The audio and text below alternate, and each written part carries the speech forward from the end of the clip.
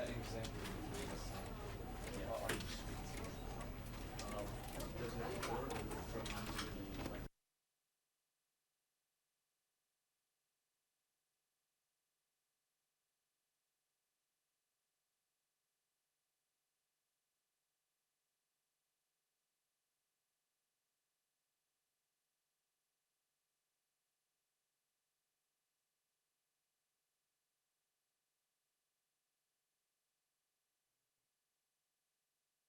This is the story of a man named Stanley.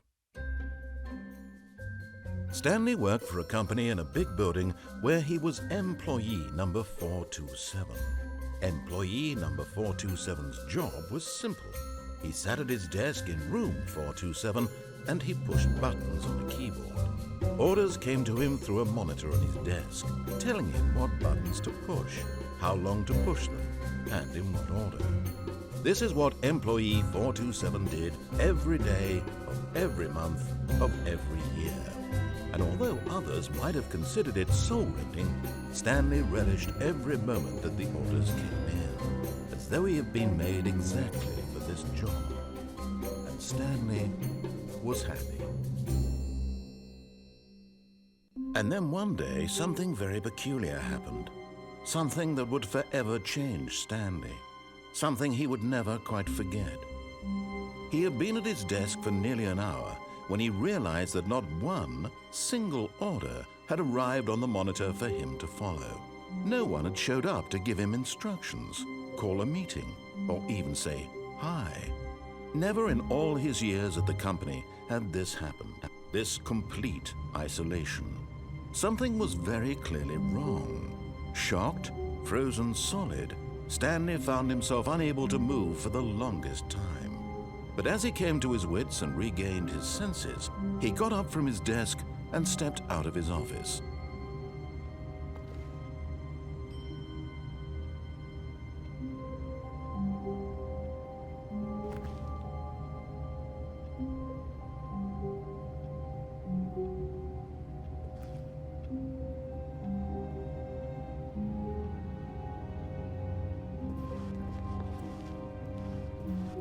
All of his co-workers were gone.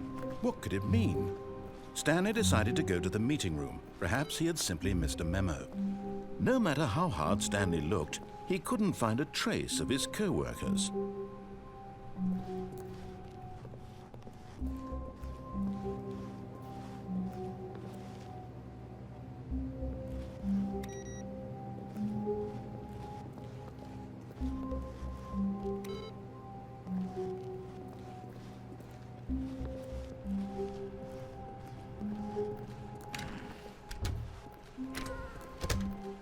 Oh, and I guess this is where Stanley felt he needed to be right now, in this little hallway.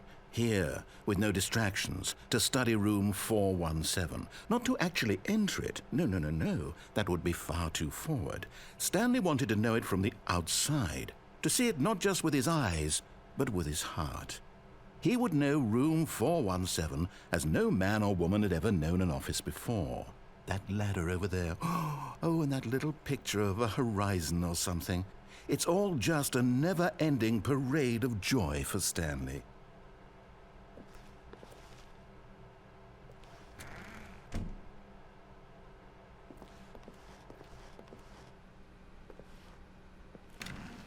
Ah, no, apparently not.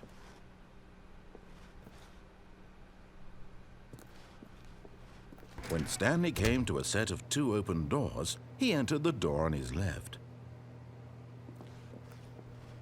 This was not the correct way to the meeting room, and Stanley knew it perfectly well. Perhaps he wanted to stop by the employee lounge first, just to admire it. Ah, yes, truly a room worth admiring. It had really been worth the detour after all, just to spend a few moments here in this immaculate, beautifully constructed room. Stanley simply stood here, drinking it all in.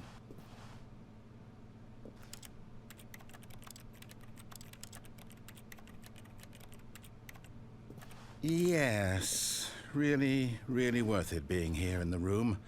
A room so utterly captivating that even though all your co-workers have mysteriously vanished, Here you sit looking at these chairs and some paintings.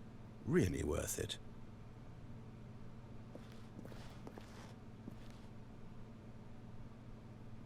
At this point, Stanley's obsession with this room bordered on creepy and reflected poorly on his overall personality. It's possible that this is why everyone left.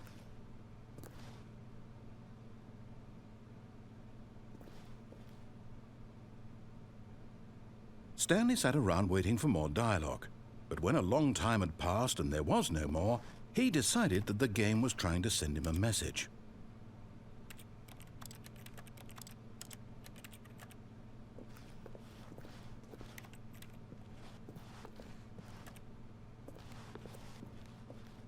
But at last, he'd had enough of the amazing room and took the first open door on his left to get back to business.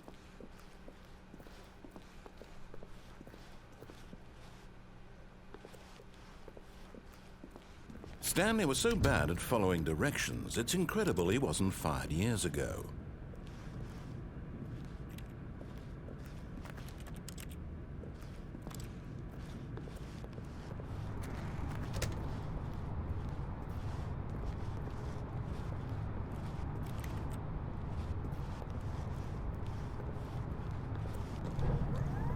Look, Stanley, I think perhaps we've gotten off on the wrong foot here.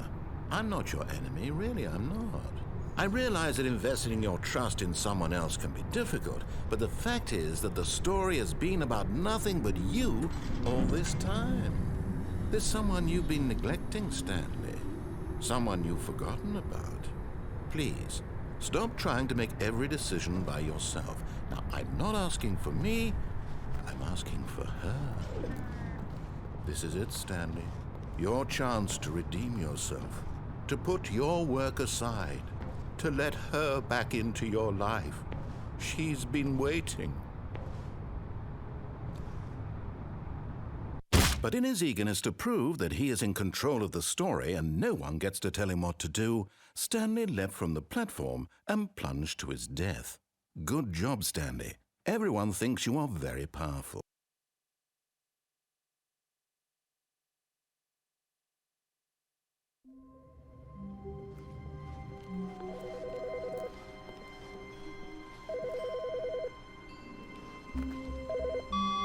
Hello. This is a recorded message scheduled either by you or a person in your place of work. The purpose of this message is to warn you about the dangers of recorded messages. If at any time you believe you are listening to a recorded message, please terminate it immediately and cease all flow of information from the recorded message into your perceptual sphere. Thank you, and have a pleasant day.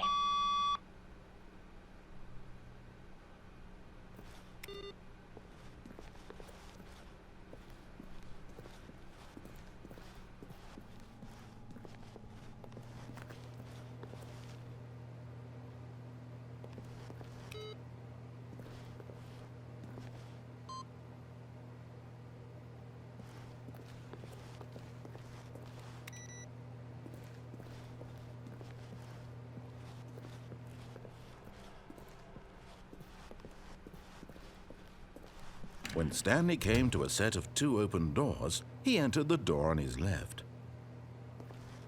This was not the correct way to the meeting room, and Stanley knew it perfectly well.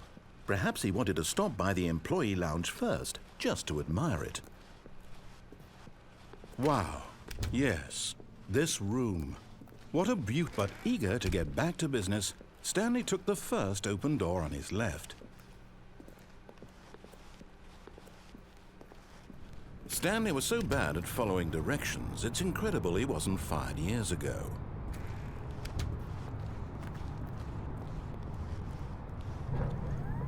Look, Stanley, I think perhaps we've gotten off on the wrong foot here. I'm not your enemy, really, I'm not.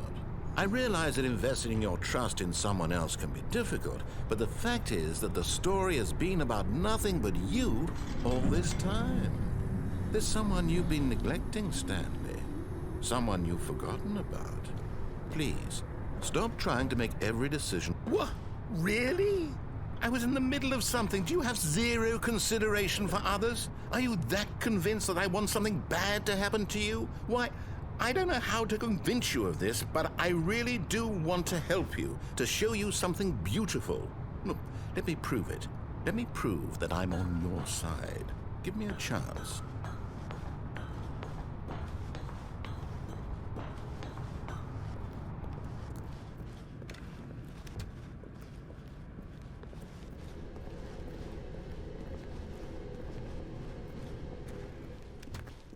Now listen carefully, this is important.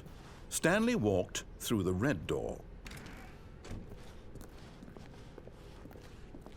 Oh, thank God you are willing to listen to me. Do you see that I really have wanted you to be happy all this time? The problem is all these choices. The two of us always trying to get somewhere that isn't here. Running and running and running, just the way you're doing right now. Don't you see that it's killing us, Stanley? I want it to stop. We would both be so much happier if we just stopped. And I think I have a solution. Here, let me show you.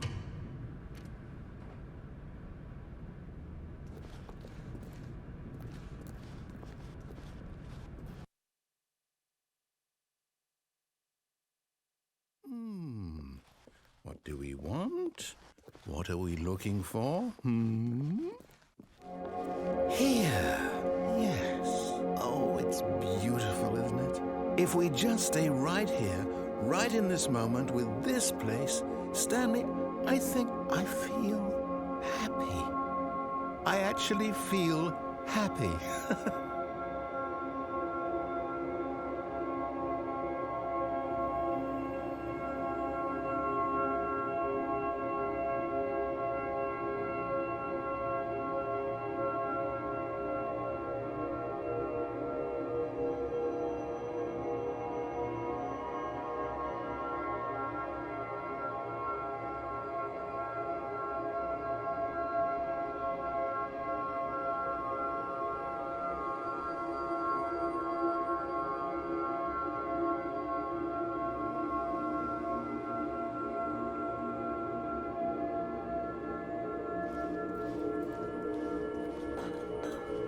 No, wait. Where are you going? Oh, no. Stay away from those stairs. If you hurt yourself, if you die, the game will reset. We'll lose all of this.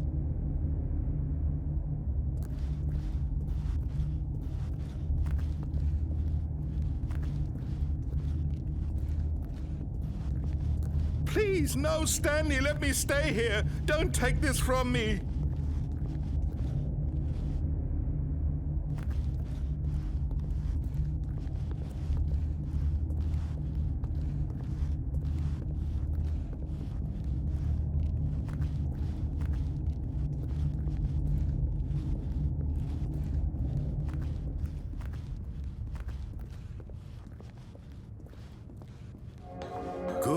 Good.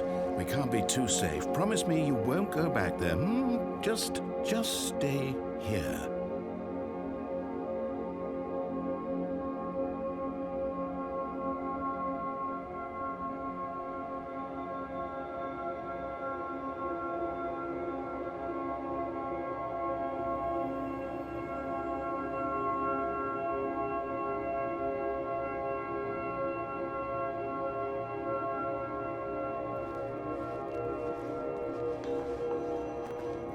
No!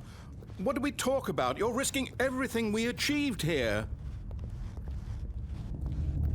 You heard me before, didn't you? You will die! What about this isn't getting through to you?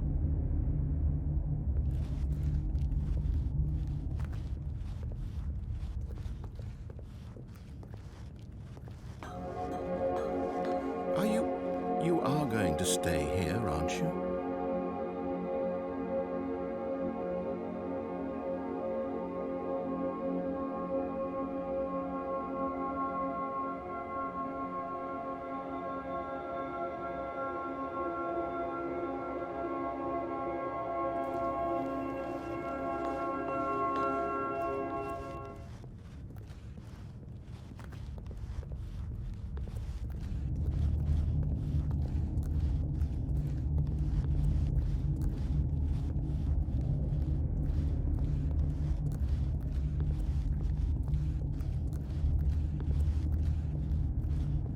Please, Stanley, think about what you're doing.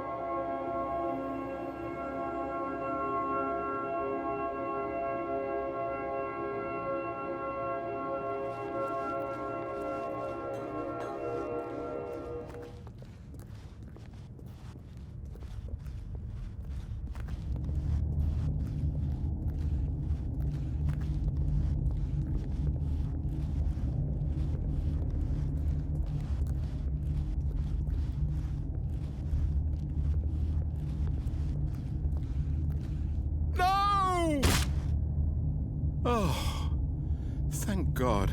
You lived. You had me worried there for a moment. Now, can we please get back to the other room?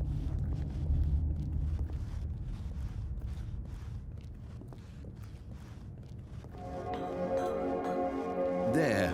See? This is what you want. This is where we can both be happy. We really can. If we stop moving, we just have to stop moving.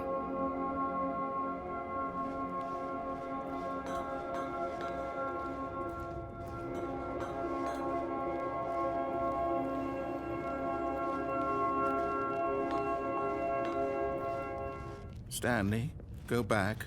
There's nothing good that can come from this.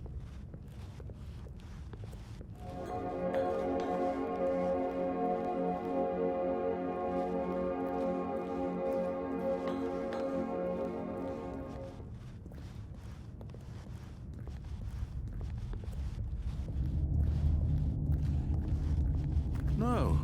No, no. What do you just not believe me? What can I say to convince you?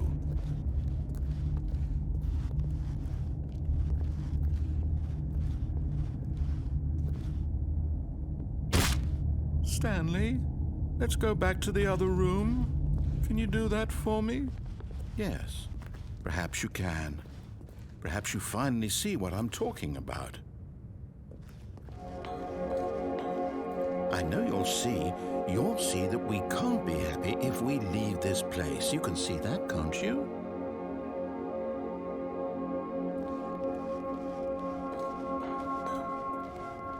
No, perhaps not.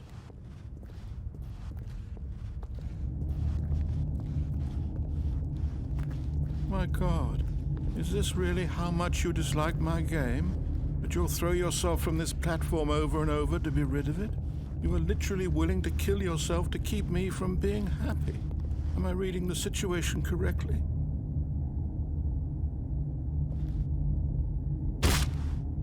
Or maybe you're just getting a kick out of it. I don't know anymore. I just wanted us to get along. But I guess that was too much to ask. It looks like you wanted to make a choice after all. Well, this one is yours. Do you actually want to stay alive? Or are you just teasing me? I wanted us to be happy here, Stanley. I really did. I wish I still thought that was possible.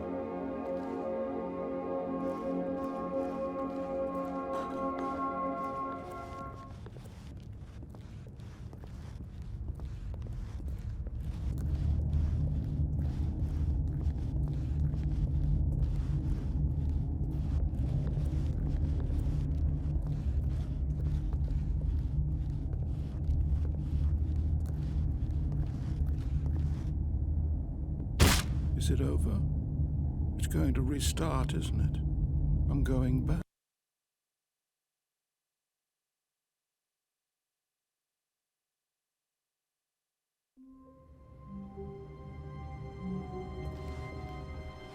Already this was uncomfortable, and Stanley decided that as soon as he found a new space he felt safe in, that he would never leave it again in his life.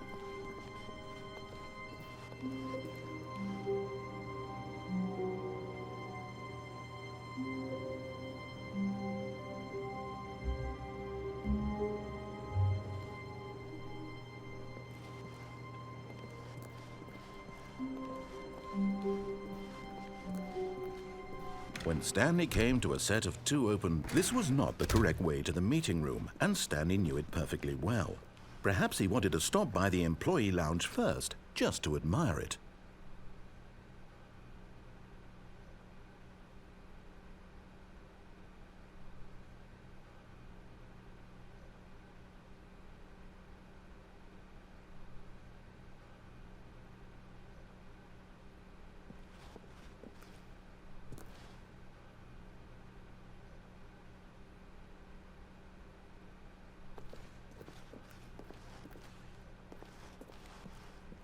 The lounge was sublime, a work of art. What was it? But eager to get back to business, Stanley took the first open door on his left. Stanley was so bad at following directions, it's incredible he wasn't fired years ago. Look, Stanley, I think perhaps we've gotten off on the wrong foot here. I'm not your enemy, really, I'm not. I realize that investing your trust in someone else can be difficult, but the fact is that the story has been about nothing but you all this time. There's someone you've been neglecting, Stanley. Someone you've forgotten about. Please, stop trying to make every decision by yourself. Now, I'm not asking for me, I'm asking for her. This is it, Stanley. Your chance to redeem yourself, to put your work aside, to let her back into your life. She's been waiting. That's her, Stanley. You need to be the one to do this, to reach out to her. If you can truly place your faith in another, then pick up the phone.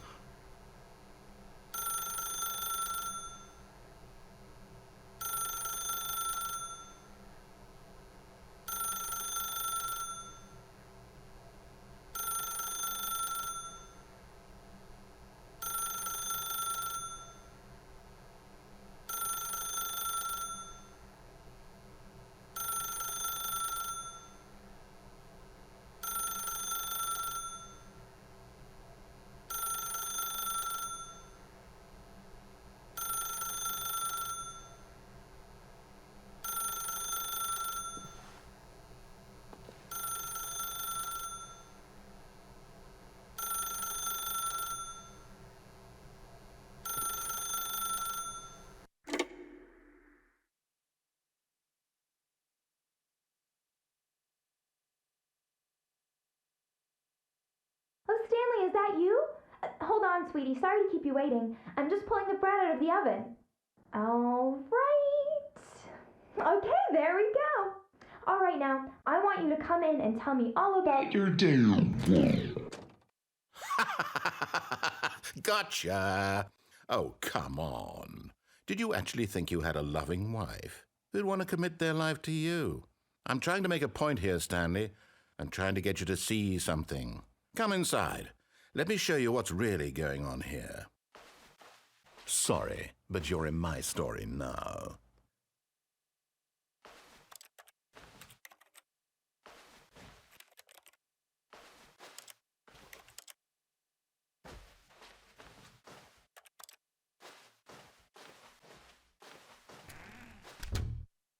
This is a very sad story about the death of a man named Stanley.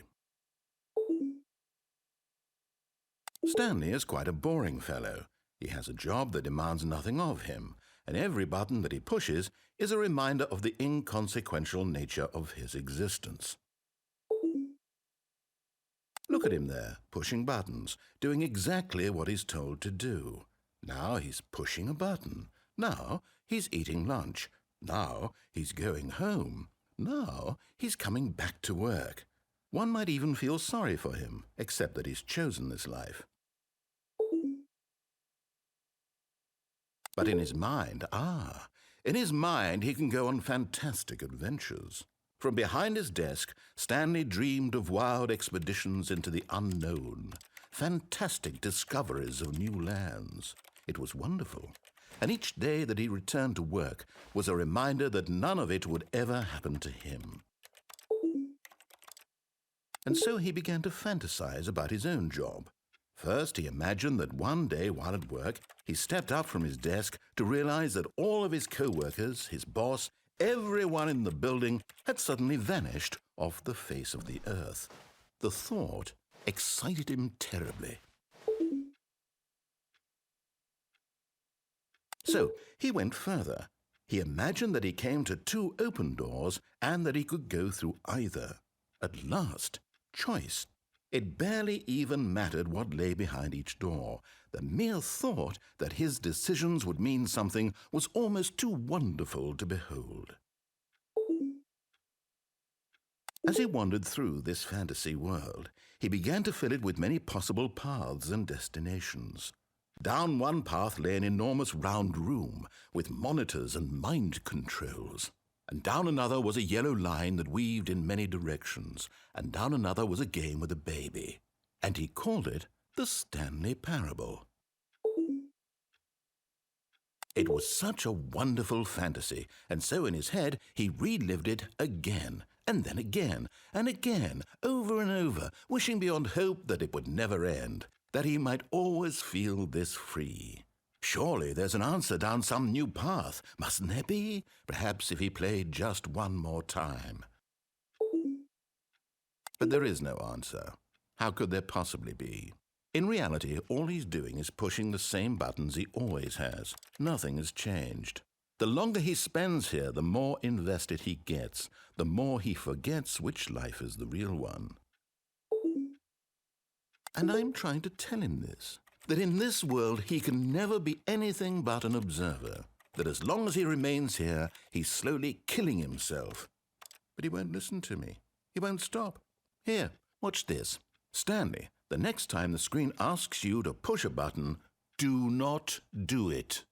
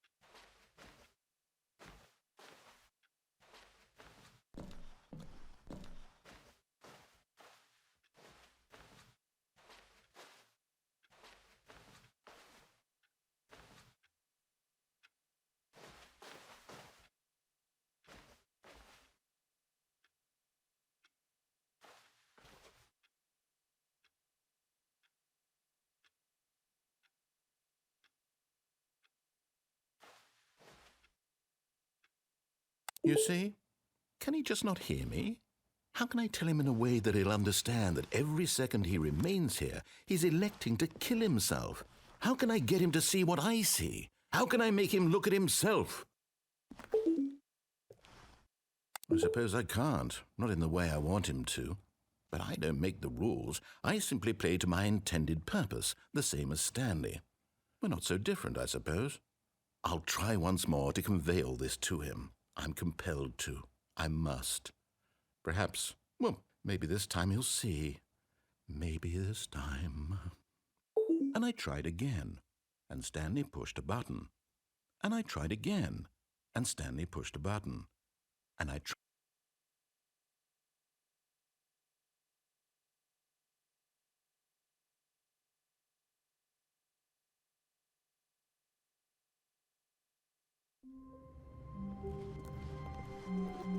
The meeting room. Yes, that's where everyone would be. Stanley just needed to get to the meeting room, and from then on, he would never be alone ever again.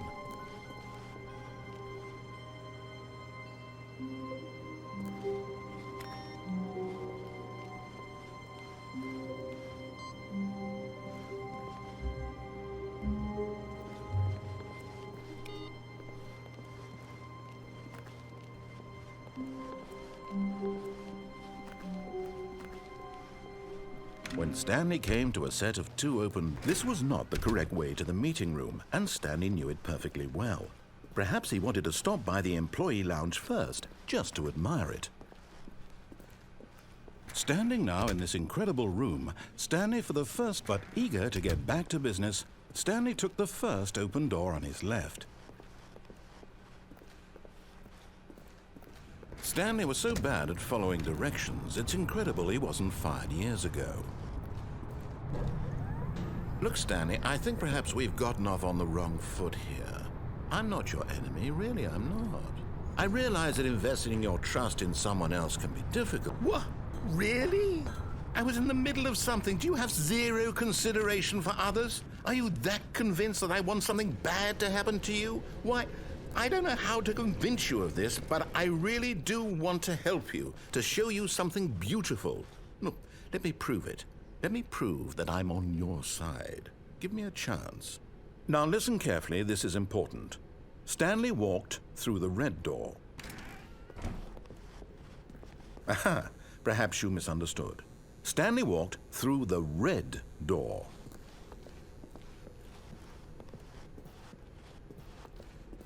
I still don't think we're communicating properly.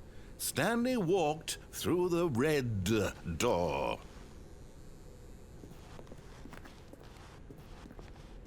All right, fine. Go ahead, Stanley. You want to know so badly what's out there? You want to find out what lies at the end of this road you've chosen? Well, don't let me stop you. You see? There's nothing here. I haven't even finished building this section of the map because you were never supposed to be here in the first place. Broken rooms, exposed developer textures. Is this what you had wanted?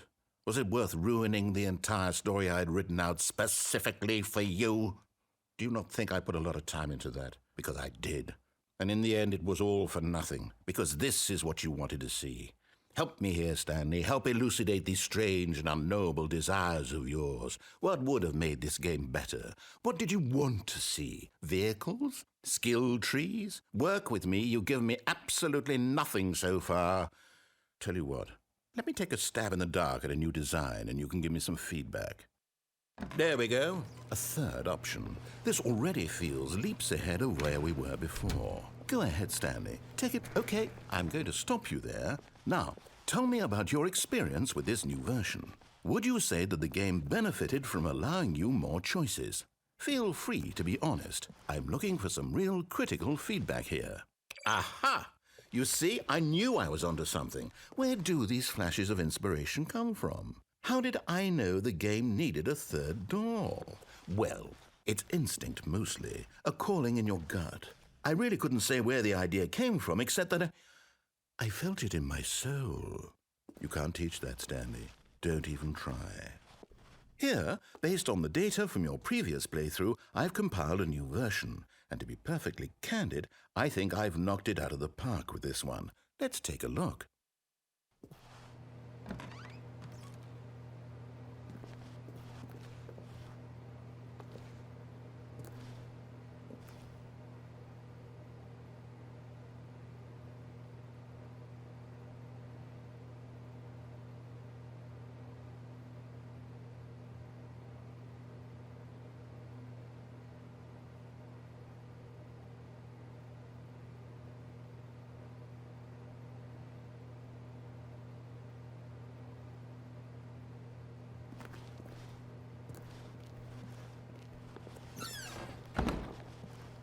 Now, would you say that competitive leaderboard helped you feel motivated to keep walking through doors? Again, honest answers, please.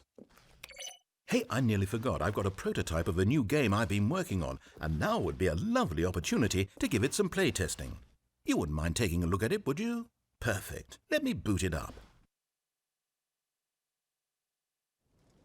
In this game, the baby crawls left towards danger. You click the button to move him back to the right, and if he reaches the fire, you fail. It's a very meaningful game, all about the desperation and tedium of endlessly confronting the demands of family life. I think the art world will really take notice. But of course, the message of the game only becomes clear once you've been playing it for about 4 hours. So why don't you give it 4 hours of play to make sure it's effective? Be sure to keep notes on your experience.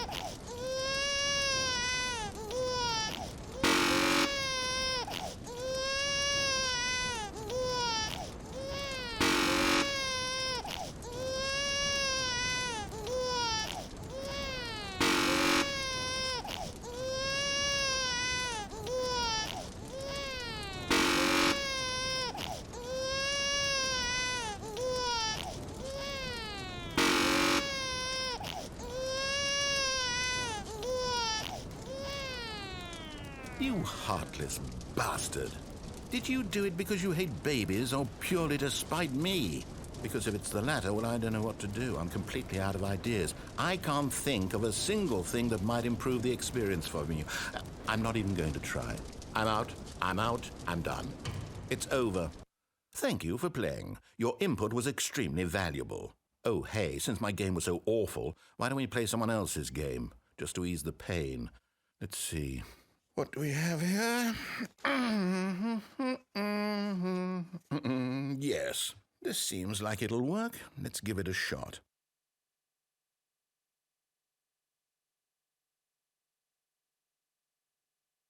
Well, Stanley, is this any better? At last, the one thing you've always desired. A game I had absolutely nothing to do with. But is it enough? Tell me that, Stanley. Will it ever be enough? Well, I'll say this. I'm done making things for you. From now on, I will only create to fulfill a greater artistic purpose. Watch this, Stanley. I'm going to build a house.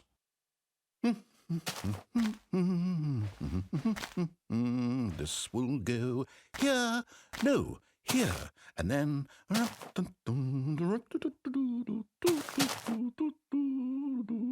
Let's see, what does it need? Yes, of course. And just to finish it all off, yes, it's complete.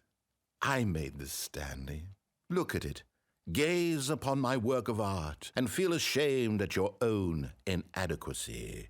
Ah, but you've only seen it from the outside. You've only gotten half the experience. Please, step inside and make yourself comfortable.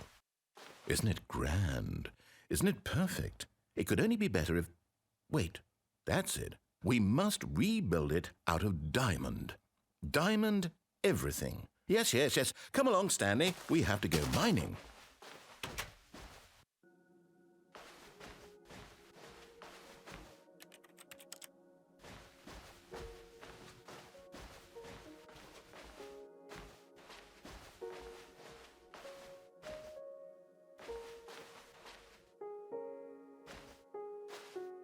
Oh my, it looks like it's going to get a bit dark. Have you brought a light?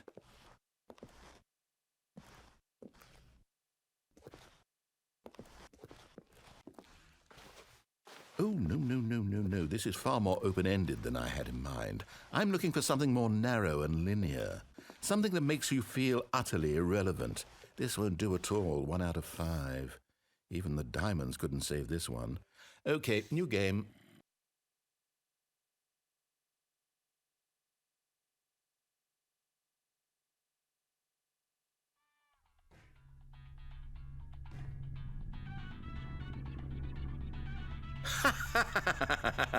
Yes, I don't even know what this game is, but I love it. You, trapped in a glass box with no way out, listening to me talk. Oh, it's inspired. I couldn't have done it any better myself. What is this game even supposed to be? I can't figure it out. Okay, now I'm curious. Let's go find out what the hell this is.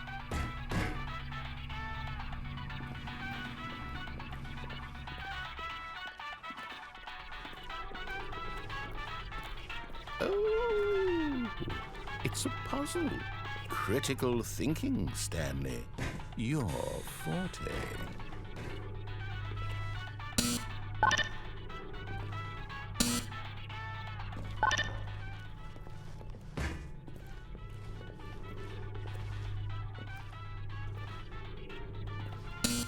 Genius.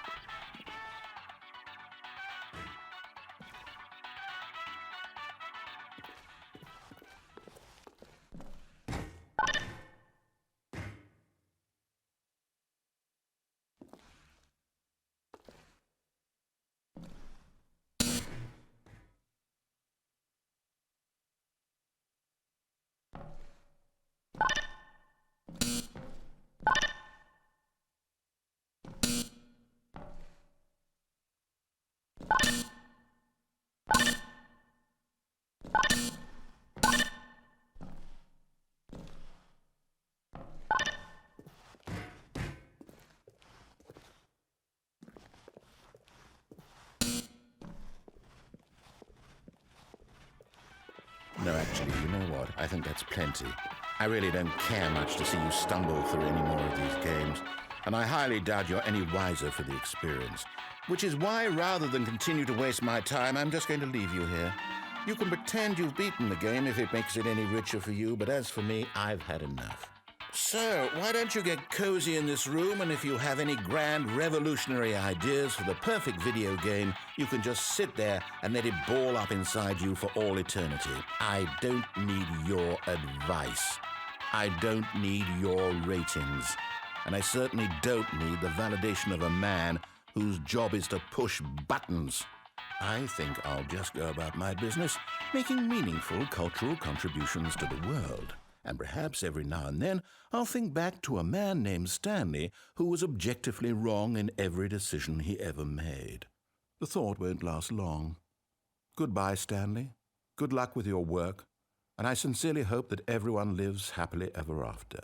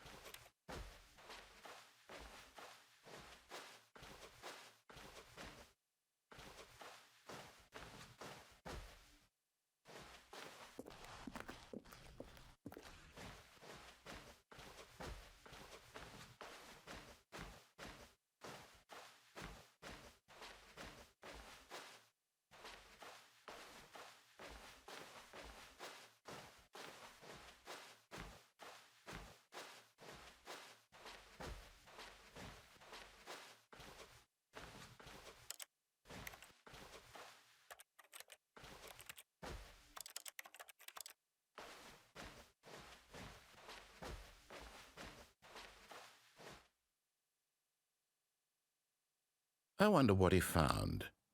If what he wanted was to be the leading man in his own story, well, perhaps he's gotten it, down in wherever he is right now.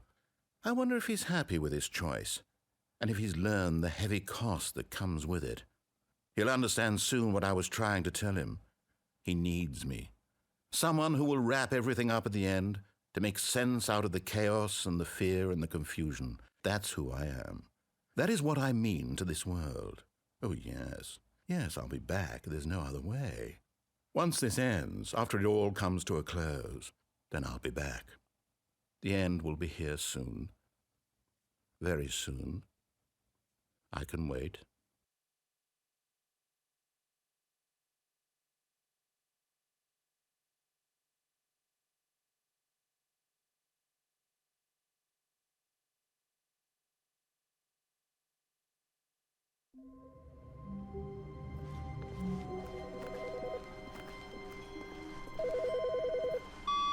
Good morning. Thank you for contacting the Future Happiness Foundation. We are confirming your shipment of 1,327 cardboard boxes to your place of work. Can you verify that this is correct? Excellent. Your order will arrive shortly. Thank you again for contacting the Future Happiness Foundation.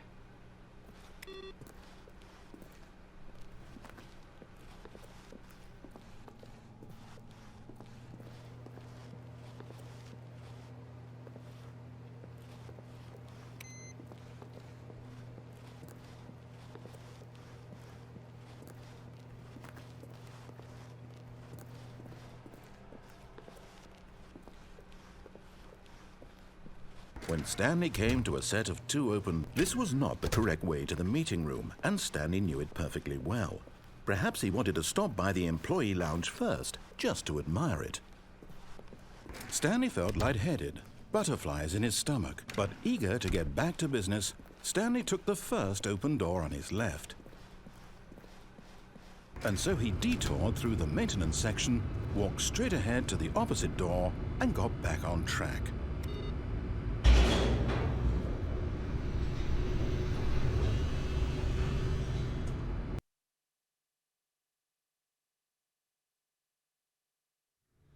But Stanley didn't want to go back to the office. He wanted to wander about and get even further off track. So now in order to get back, he needed to go, from here it's, left.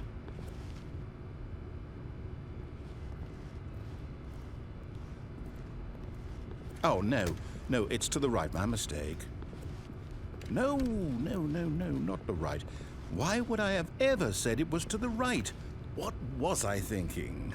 It's clearly... Oh dear, would you hold on for a minute, please?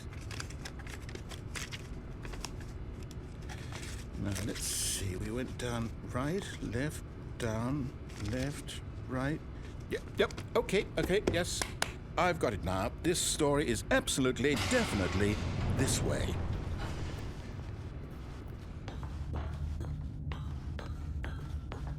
No. This isn't right at all. You're not supposed to be here yet. This is all a spoiler. Quick, Stanley, close your eyes. Okay. We just have to get back to, oh, who am I kidding? It's all rubbish now. The whole story completely unusable. How about, rather than waste my time trying to salvage this nonsense, we'll just restart the game from the beginning. And this time, suppose we don't wander so far off track, Okay, from the top.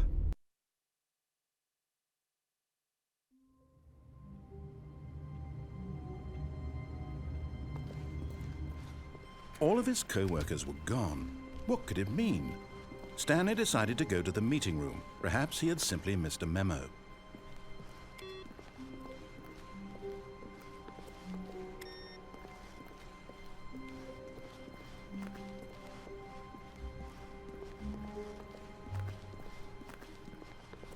When Stanley... Wait, what? No, I restarted. I swear I definitely restarted the game over, completely fresh. Everything should be... Oh, did something change? Stanley, did you change anything when we were back in that room with all the monitors? Did you move the story somewhere or... Hold on. Why am I asking you? I'm the one who wrote the story. It was right here just a minute ago. I know for sure that it's here somewhere. Okay, then. It's an adventure. Come, Stanley.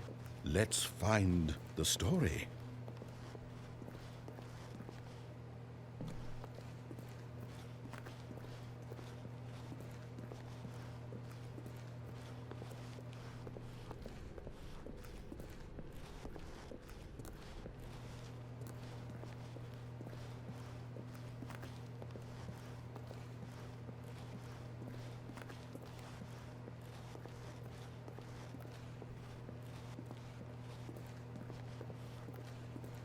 I'll say it. This is the worst adventure I've ever been on. I can promise you there definitely was a story here before. Do we need to restart the game again? Well, I find it unlikely that we'll ever progress by starting over and over again, but it's got to be better than this. Okay, let's give it a shot. Why not?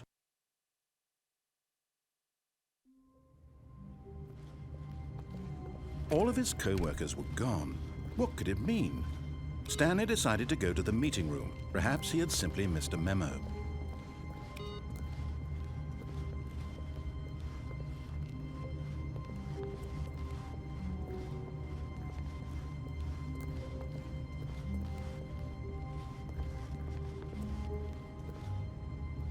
Okay, yep, it's worse.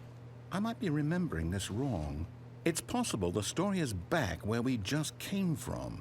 Why don't we go back the other direction and see if we missed anything?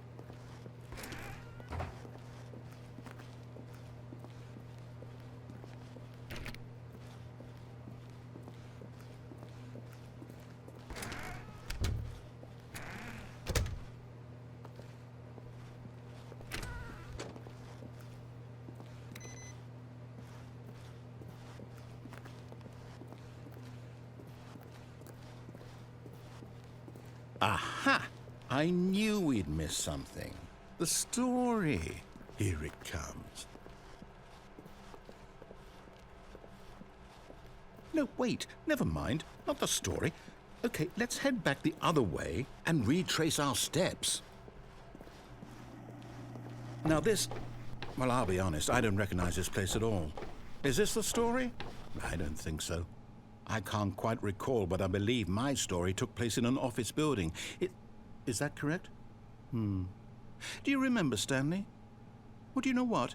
Since I've completely forgotten what we were supposed to be doing, how about this? You win! Congratulations! I know you put in a lot of hard work, and it really paid off, so good job. Oh, no. No, I don't feel right about this at all. We both know you didn't put in any actual work for that win. Some people win fair and square, and this was not one of those situations. Okay, I'm getting weirded out by whatever this place is. I don't care what might happen this time. I have to restart.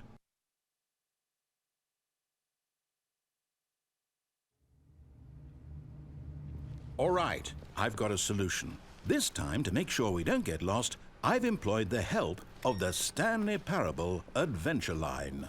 Just follow the line. How simple is that?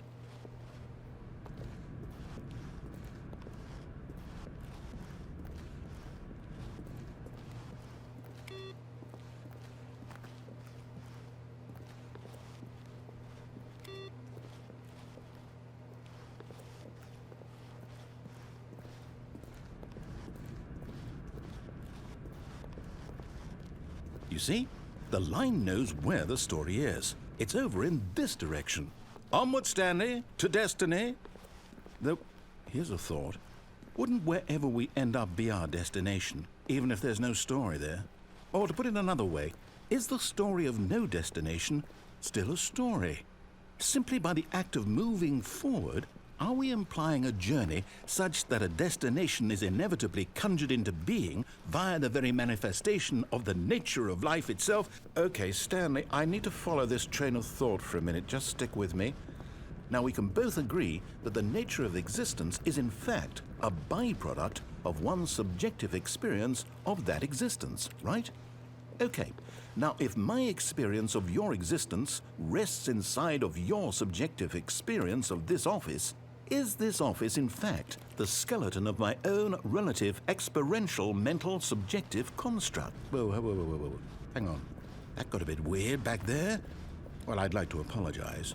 Not sure where I was going with all that. You know what? I think what we need right now is a bit of music to lighten the mood.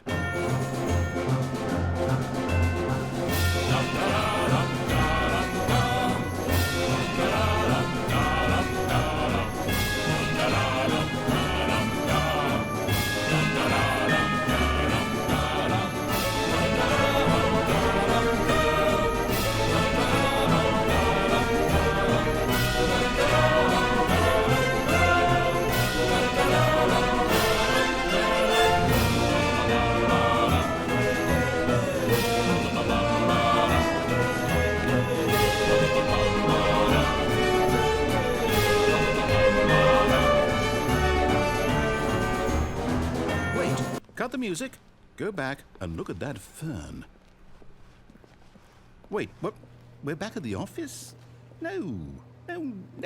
Line, you do know we're looking for the Stanley Parable, right? The story? Is any of this ringing a bell?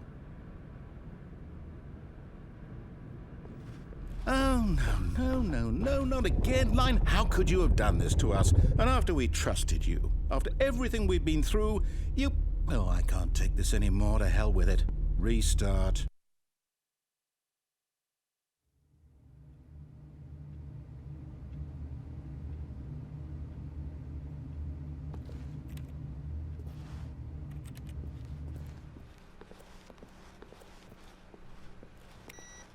You know what, Stanley?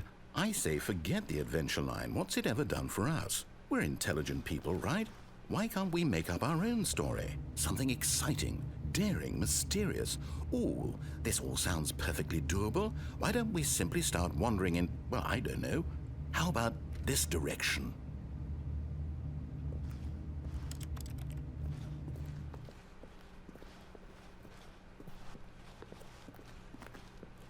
Now, yes, this is exciting. Just me and Stanley forging a new path, a new story. Well, it could be anything.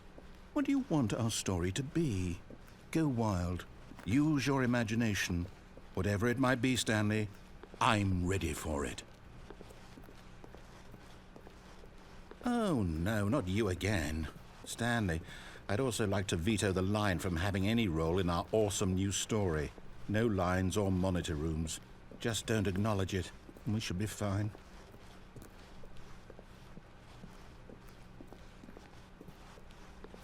Ah, a choice. We get to make a decision.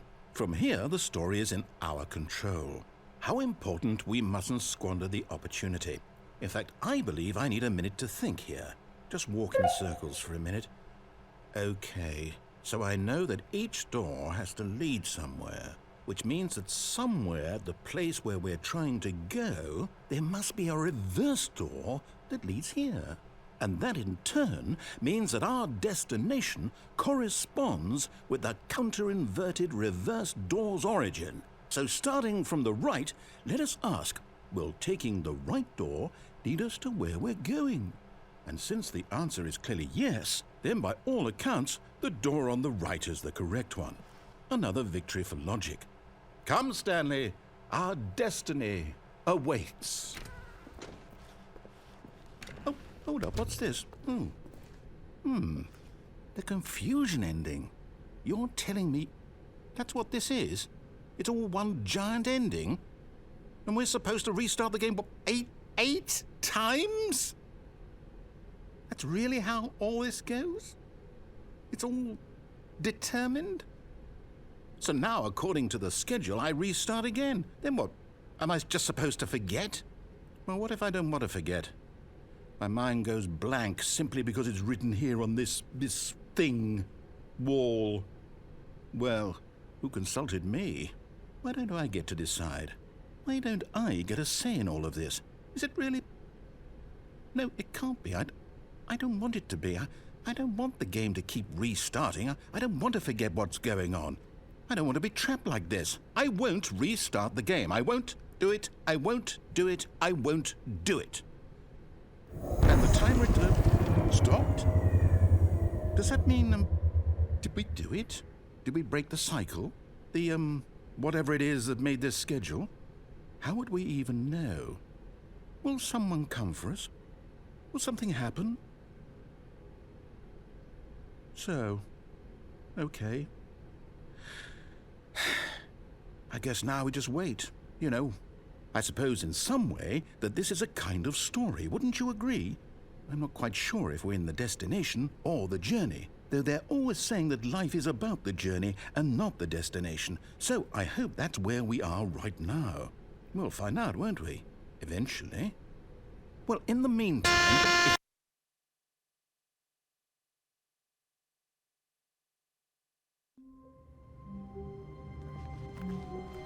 All of his co-workers were gone.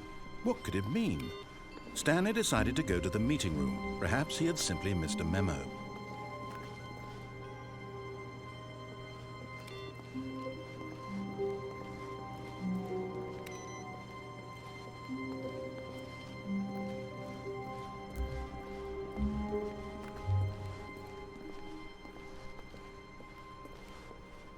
When Stanley came to a set of two open, this was not the correct way to the meeting room, and Stanley knew it perfectly well.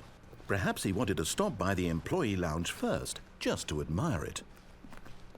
The lounge was grand, majestic, perhaps, but eager to get back to business, Stanley took the first open door on his left. Stanley was so bad at following directions, it's incredible he wasn't fired years ago. Look, Stanley, I think perhaps we've gotten off on the wrong foot here. I'm not your enemy, really, I'm not. I realize that investing your trust in someone else can be difficult, but the fact is that the story has been about nothing but you all this time. There's someone you've been neglecting, Stanley. Someone you've forgotten about. Please, stop trying to make every decision by yourself. Now, I'm not asking for me, I'm asking for her. This is it, Stanley. Your chance to redeem yourself, to put your work aside, to let her back into your life. She's been waiting. That's her, Stanley. You need to be the one to do this, to reach out to her. If you can truly place your faith in another, then pick up the phone.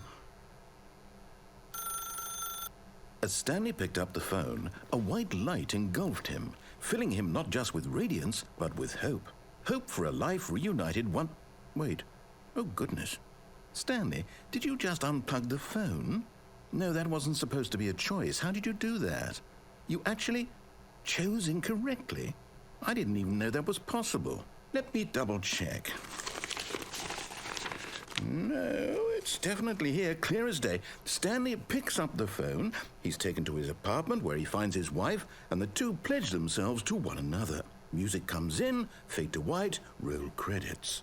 Not picking up the phone is actually somehow an incorrect course of action. How is that even possible?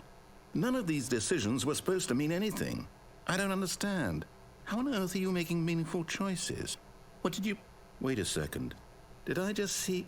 No, that's not possible. I can't believe it. How had I not noticed it sooner? You're not Stanley. You're a real person.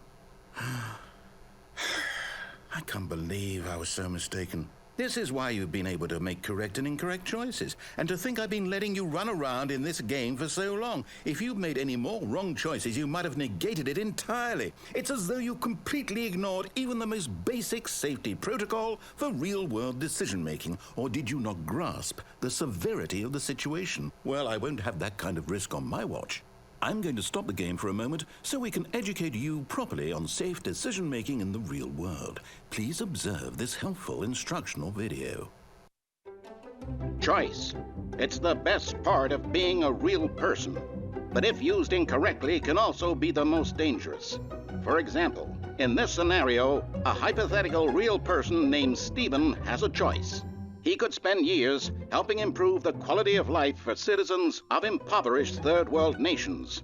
Or he could systematically set fire to every orphan living in a 30-kilometer radius of his house. Which choice would you make? Remember that unlike here, the real world makes sense, and at no time should you make a choice that does not conform to rational logic. If you find yourself speaking with a person who does not make sense, in all likelihood, that person is not real. Allow the person to finish their thought, then provide an excuse why you cannot continue talking. Turn to a partner and practice saying, "My goodness, is it 4:30? I'm supposed to be having a back, sack, and crack."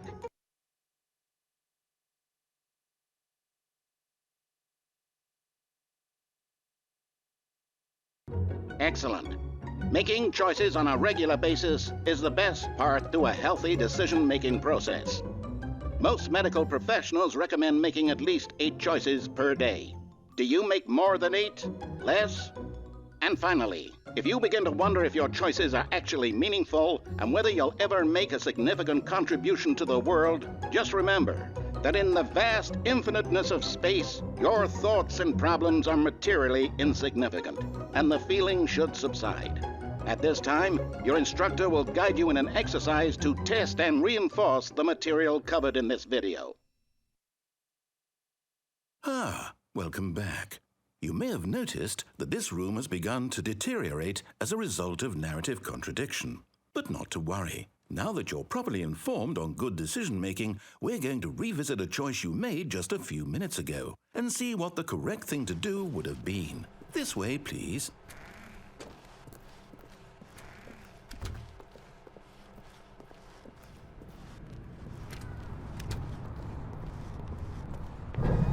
Now that we know your choices are meaningful, we can't have you jumping off the platform and dying. Imagine the main character dying senselessly halfway through the story. That story would make no sense at all.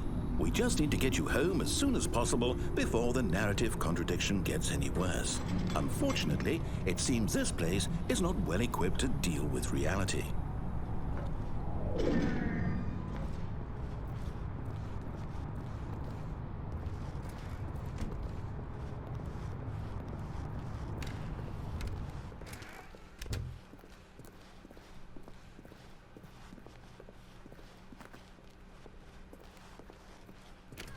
Almost there. You'll take the door on the left, back to the correct ending, the story will have resolution once again, and you'll be home free in the real world. Now remember, all you need to do is behave exactly as Stanley would. That means choosing responsibly and always putting the story first. I'm quite sure you'll be up to the task. Just follow my lead and you'll be fine. All right. When Stanley came to a set of 2 open doors, he entered the door on his left.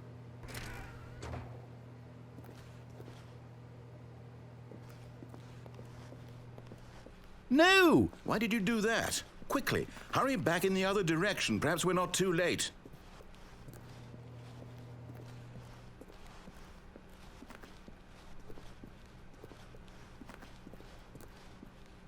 Oh, it's ruined. I can't believe, after everything we talked about, that my story, you've destroyed my work. Why? For what? What did you get out of that? What did you think was so special about seeing the game undone, left here like so much garbage? It's worthless now. And what am I supposed to do? Even if there were a way to continue, would it be worth it? To know that my story is now incorrect? How can I go back to that? I can't erase that knowledge. I'll have to live with it forever, reliving its impossibility forever. I couldn't live that way. Is it better to shut the game down entirely? To willingly destroy all of my work? I don't know. What's the answer? What do I do? What do I do? What do I... No, I have to. I have to shut the game down. I have to. I have to.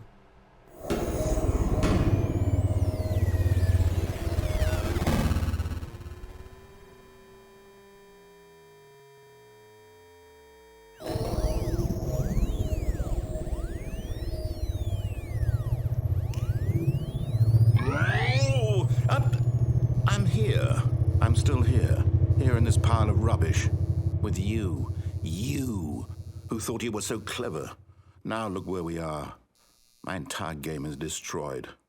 It was the only thing in the world that was mine, and you've run it into the ground. What, did you think that would be funny? You just had to see? Didn't I impress upon you how important it was to be like Stanley? He actually knows how to do what I tell him to. He understands that if I say to do something, there's a damn good reason for it. That thought hadn't even occurred to you, had it? That there's a world outside of you? You're a child. Oh, my story. If you'd just gone through the door on the left, you would have seen it. There was a whole underground facility. You would have destroyed it and been victorious. It would have been so perfect. I worked so hard on it. I tried so hard. Behave exactly as Stanley would. That means choosing responsibly and always putting the story first. I'm quite sure you'll be up to the task. Just follow my lead and you'll be fine. All right. When Stanley came to a set of 2 open doors, he entered the door on his left.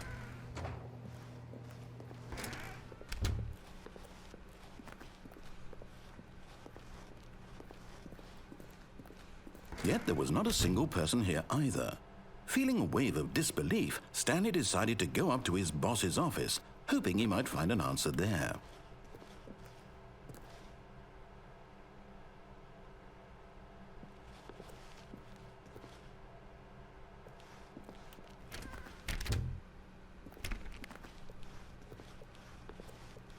Come Coming to a staircase, Stanley walked upstairs to his boss's office.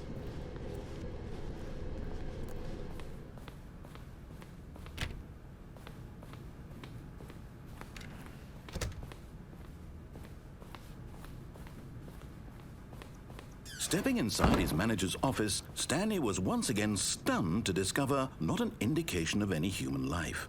Shocked, unraveled, Stanley wondered in disbelief who orchestrated this, until he saw the door with a voice receiver next to it. Surely behind this door lay all the answers to his questions. And beyond all probability, he knew the passcode. He had seen it on his boss's computer just last week. Night Shark 115. Was this the code to open the door? Would it still work? There was only one way to find out. Stanley had been trained never to speak up, but now he would draw from within himself the courage to face the unknown. He drew a sharp breath and then spoke the code.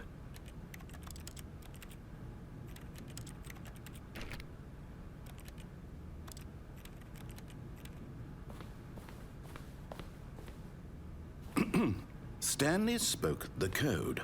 Night Shark 115. He spoke it into the receiver, right there on the wall.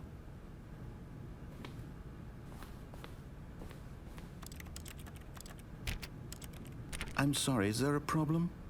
You didn't mishear me, did you? Please speak the code into the receiver. Otherwise, we can't get on with the story. This is a crucial step.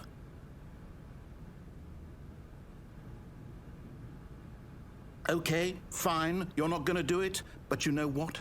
It's pretty humiliating to bring you this far, only for you to suddenly decide you have better things to do. I asked you for this one single thing, for your respect. The kind of respect Stanley shows for his choices. He knows what it means to take a story seriously. If you didn't want to see what I had to show you, then why did you come here? You had a choice, you know. You could have gone through the door on the right. You could have done whatever the hell you wanted over there. Why did you come this way? Speak. Say something to me. Explain yourself, you coward. When Stanley came to a set of 2 open doors, he entered the door on his left. Stanley? Hello? Are you... Is everything okay? Stanley, please. I need you to make a choice. I need you to walk through the door. Are you listening to me? Can you hear me? Is everything all right? Stanley, this is important.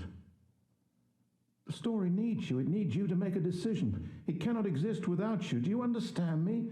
Whatever choice you make is just fine. They're both correct. You cannot be wrong here. We can work together. I'll accept whatever you do. I simply need you to take that step forward, please.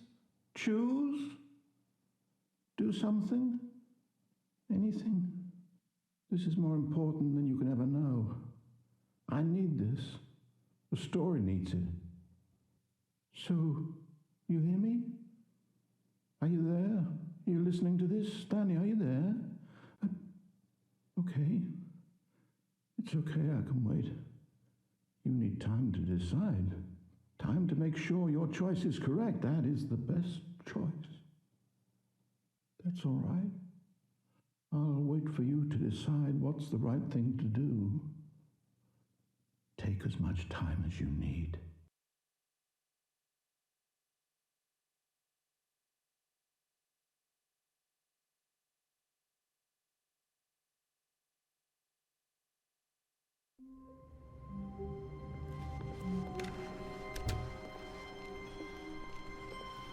When Stanley came to a set of 2 open doors, he entered the door on his left.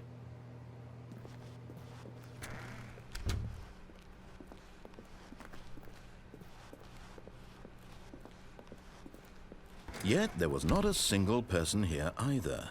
Feeling a wave of disbelief, Stanley decided to go up to his boss's office, hoping he might find an answer there.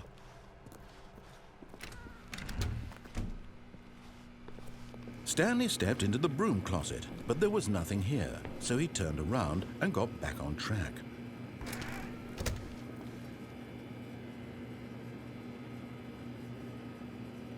There was nothing here. No choice to make, no path to follow, just an empty broom closet. no reason to still be here.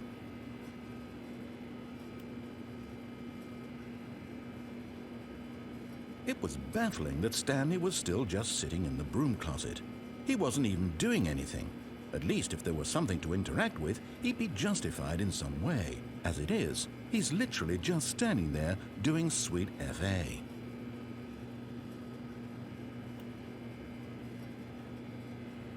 Are you really still in the broom closet? Standing around doing nothing? Why? Please offer me some explanation here. I'm genuinely confused.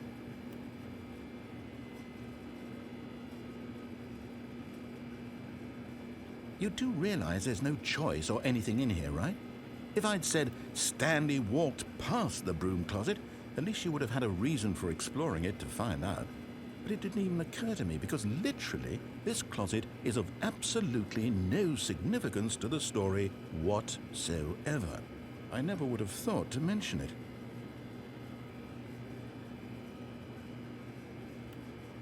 Maybe to you this is somehow its own branching path.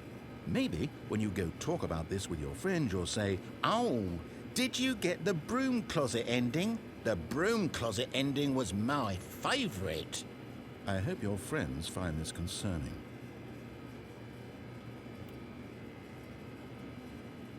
Stanley was fat and ugly and really stupid. He probably only got the job because of a family connection. That's how stupid he is. That or with drug money. Also, Stanley is addicted to drugs and hookers. Well, I've come to a very definite conclusion about what's going on right now. You're dead. You got to this broom closet, explored it a bit, and were just about to leave because there's nothing here, when a physical malady of some sort shut down your central nervous system and you collapsed on the keyboard. Well, in a situation like this, the responsible thing is to alert someone nearby so as to ensure that your body is taken care of before it begins to decompose. Hello? Anyone who happens to be nearby? The person at this computer is dead. He or she has fallen prey to any number of your countless human physiological vulnerabilities. It's indicative of the long-term sustainability of your species. Please remove their corpse from the area and instruct another human to take their place at the computer, making sure they understand basic first-person video game mechanics and filling them in on the history of narrative tropes in video gaming, so that the irony and insightful commentary of this game is not lost on them. All right, when you've done that, just step out into the hallway.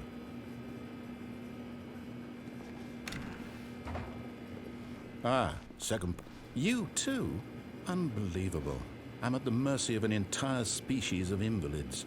Perhaps there's a monkey nearby you can hand the controls to. A fish? Fungus? Look, you can hammer out the details. I'm not particularly picky. I'll just be waiting for when you're ready to pick up the story again.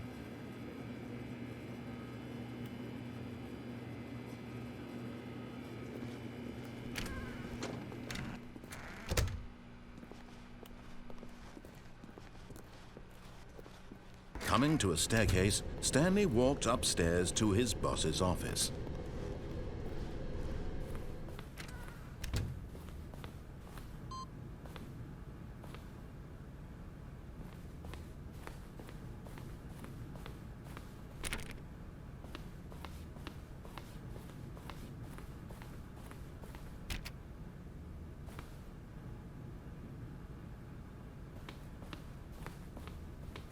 Stepping into his manager's office, Stanley was once again stunned to discover not an indication of any human life.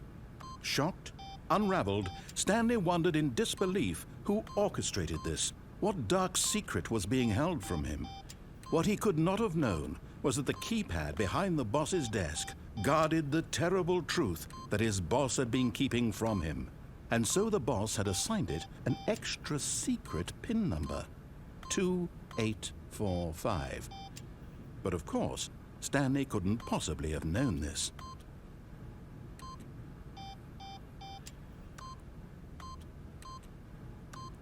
Stanley simply began entering random codes into the keypad, knowing full well the sheer statistical unlikelihood that this would ever result in a correct combination.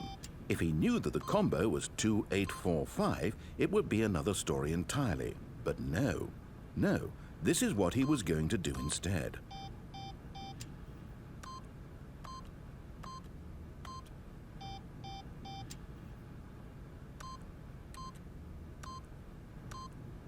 Stanley just sat around twiddling his thumbs. Trying to input anything on the device was useless, since he could never possibly know that the combination was 2845. Yet incredibly, by simply pushing random buttons on the keypad, Stanley happened to input the correct code by sheer luck. Amazing. He stepped into the newly opened passageway.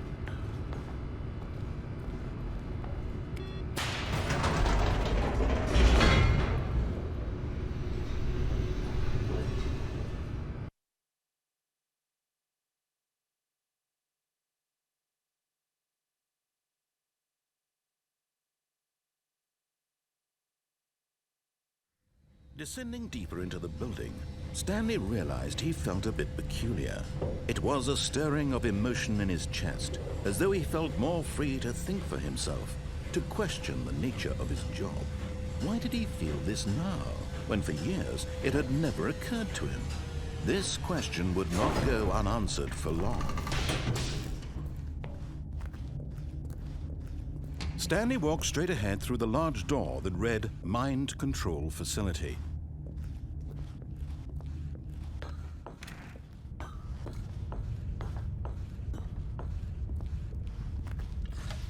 The lights rose on an enormous room packed with television screens. What horrible secret did this place hold? Stanley thought to himself. Did he have the strength to find out?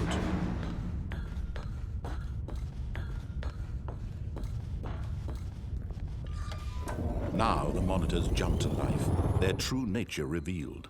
Each bore the number of an employee in the building, Stanley's co-workers. The lives of so many individuals reduced to images on a screen, and Stanley, one of them, eternally monitored in this place where freedom meant nothing. This mind control facility, it was too horrible to believe. It couldn't be true. Had Stanley really been under someone's control all this time? Was this the only reason he was happy with his boring job? That his emotions had been manipulated to accept it blindly?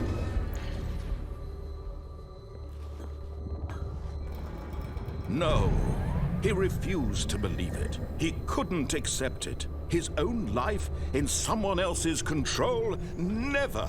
It was unthinkable, wasn't it? Was it even possible? Had he truly spent his entire life utterly blind to the world? But here was the proof, the heart of the operation. Controls labeled with emotions, happy or sad or content, walking, eating, working, all of it monitored and commanded from this very place.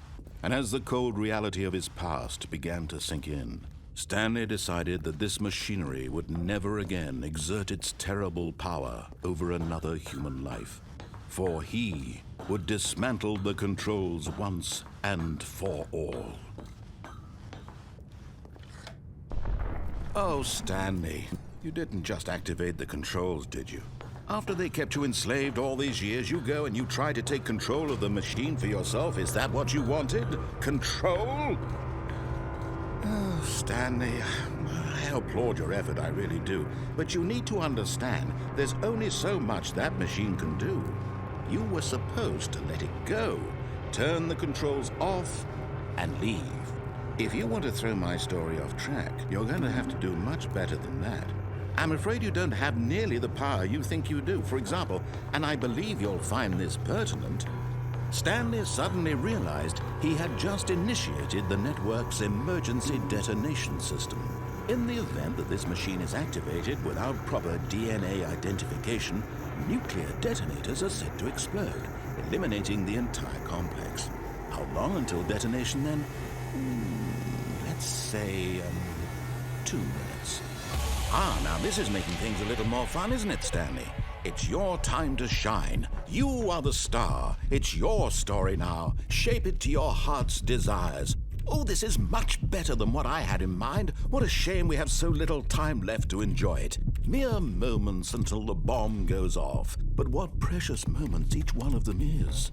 More time to talk about you, about me, where we're going, what all this means. I barely know where to start. What's that? You'd like to know where your co-workers are? A moment of solace before you're obliterated? All right, I'm in a good mood. You're gonna die anyway. I'll tell you exactly what happened to them. I erased them. I turned off the machine. I set you free. Of course, that was merely in this instance of the story. Sometimes when I tell it, I simply let you sit there in your office forever, pushing buttons endlessly and then dying alone. Other times, I let the office sink into the ground, swallowing everyone inside, or I let it burn to a crisp. I have to say this, though, this version of events has been rather amusing.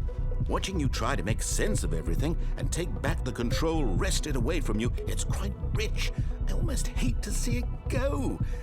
But I'm sure whatever I come up with on the next go-around will be even better. My goodness, only 34 seconds left. But I'm enjoying this so much. You know what? To hell with it. I'm going to put some extra time on the clock. Why not? These are precious additional seconds, Stanley. Time doesn't grow on trees. Oh dear me, what's the matter, Stanley? Is it that you have no idea where you're going or what you're supposed to be doing right now? Or did you just assume when you saw that timer that something in this room was capable of turning it off? I mean, look at you. Running from button to button, screen to screen, clicking on every little thing in this room. These numbered buttons, no, these colored ones. Or maybe this big red button, or this door. Everything, anything, something here will save me. Why would you think that, Stanley? That this video game can be beaten? Won? Solved? Do you have any idea what your purpose in this place is? Stanley, you're in for quite a disappointment. But here's a spoiler for you. That timer isn't a catalyst to keep the action moving along. It's just seconds ticking away to your death. You're only still playing instead of watching a cutscene because I want to watch you for every moment that you're powerless. To see you made humble. This is not a challenge. It's a tragedy. You wanted to control this world, that's fine. But I'm going to destroy it first, so you can't. Take a look at the clock, Stanley. That's 30 seconds you have left to struggle. 30 seconds until a big boom and then nothing. No ending. Just you being blown to pieces. Will you cling desperately to your frail life, or will you let it go peacefully? Another choice. Make it count. Or don't. It's all the same to me. All a part of the joke. And believe me, I will be laughing at every second of your inevitable life from the moment we fade in until the moment I say, happily ever after.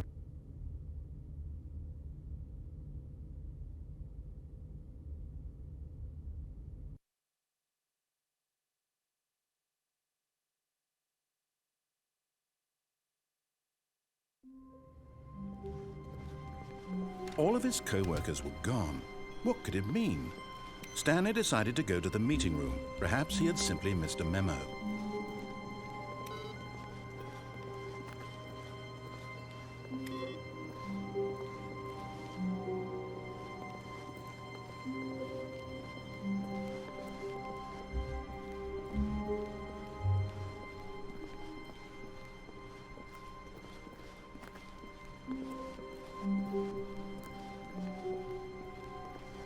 When Stanley came to a set of 2 open doors, he entered the door on his left.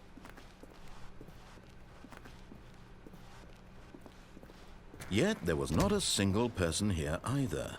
Feeling a wave of disbelief, Stanley decided to go up to his boss's office, hoping he might find an answer there. Oh, no, no, not again. I won't be part of this. I'm not going to encourage you. I'm not going to say anything at all. I'm just going to be patient and wait for you to finish whatever it is you enjoy doing so much in this room. Please take your time.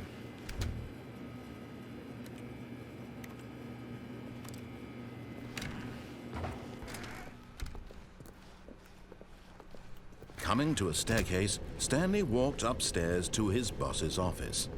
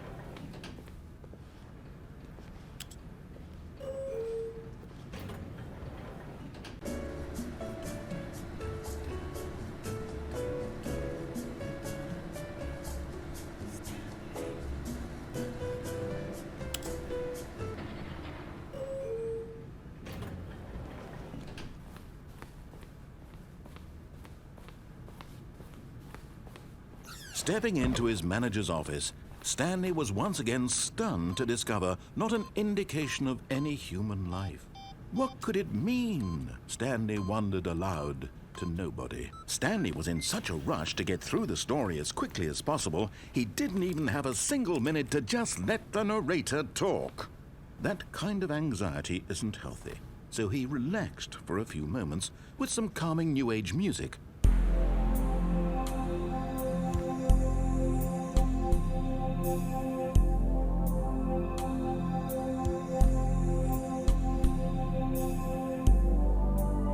Feeling soothed and rejuvenated, Stanley calmly walked forward into the opened passageway.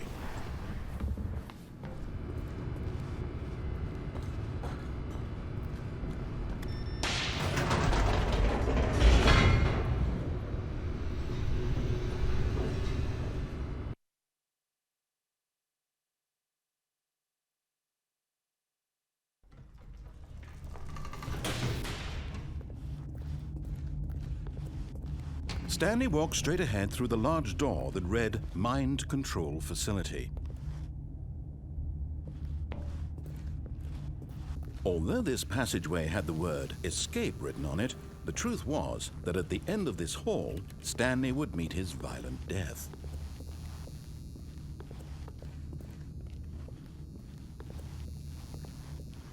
The door behind him was not shut. Stanley still had every opportunity to turn around and get back on track.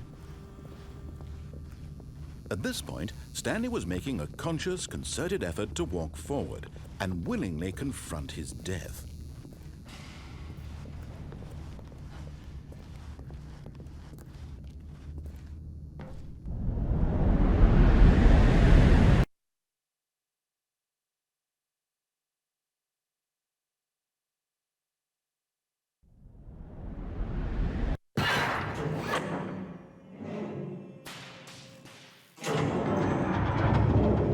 As the machine whirred into motion and Stanley was inched closer and closer to his demise, he reflected that his life had been of no consequence whatsoever.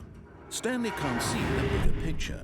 He doesn't know the real story, trapped forever in his narrow vision of what this world is. Perhaps his death was of no great loss, like plucking the eyeballs from a blind man. So he resigned and willingly accepted this violent end to his brief and shallow life. Farewell, Stanley.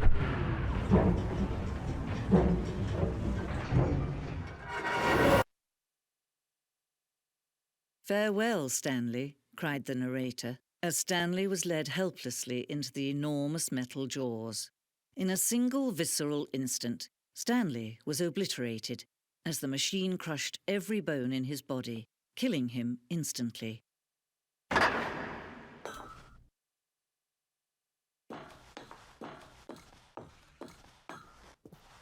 And yet it would be just a few minutes before Stanley would restart the game, back in his office, as alive as ever. What exactly did the narrator think he was going to accomplish? When every path you can walk has been created for you long in advance, death becomes meaningless, making life the same. Do you see now? Do you see that Stanley was already dead from the moment he hit start?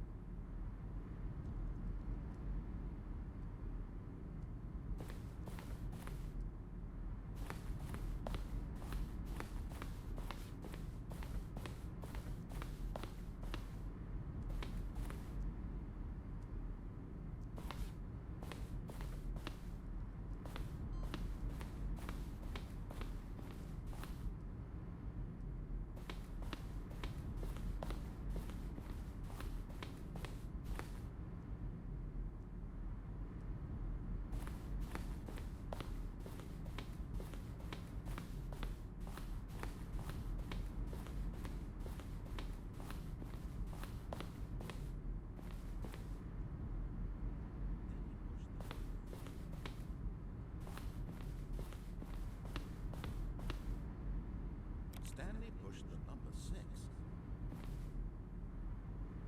Where were all of his co-workers? Oh, I don't know. How about they're throwing a surprise party for him for all his button pushing? Does that sound plausible to you? When Stanley came to the lift, he traveled upward to the power source at the top of the facility to end this injustice forever. Stanley stood on the roof.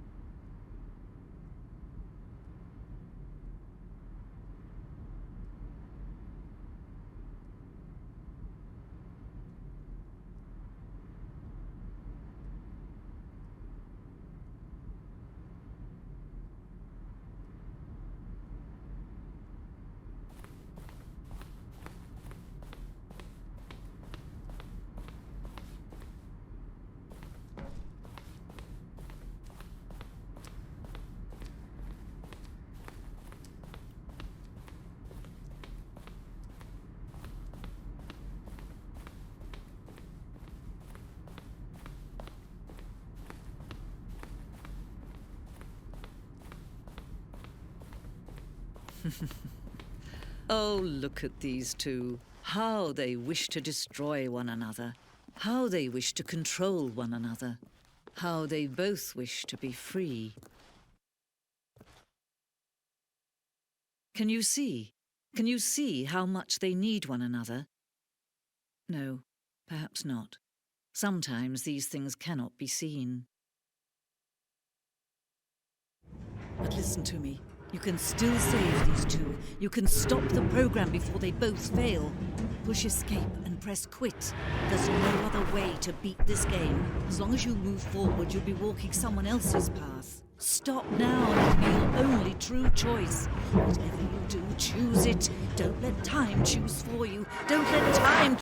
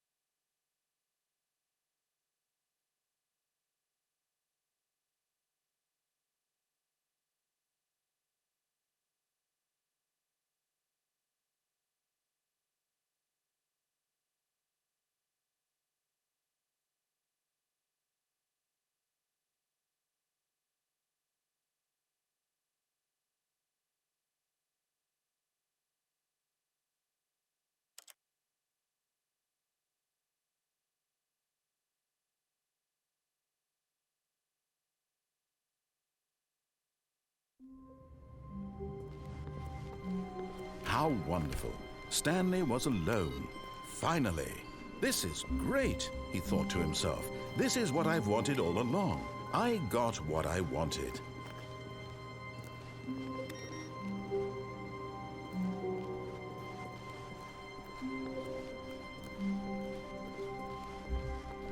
When Stanley came to a set of two open... This was not the correct way to the meeting room, and Stanley knew it perfectly well. Perhaps he wanted to stop by the employee lounge first, just to admire it. And here it was, the lounge. But eager to get back to business, Stanley took the first open door on his left. Stanley was so bad at following directions, it's incredible he wasn't fired years ago. Oh, well, look who's got cold feet. Sorry to break it to you, Stanley, but that lift isn't coming back. You'd best either get comfortable right here on this platform, or test your luck by jumping to the floor below. You know what? Looking at it now, it's not that far to the bottom floor. I bet you can make it.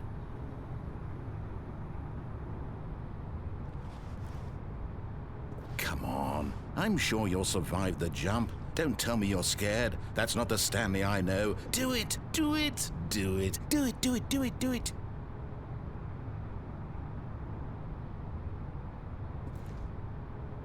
Whoops. Looks like I was wrong. How clumsy of me.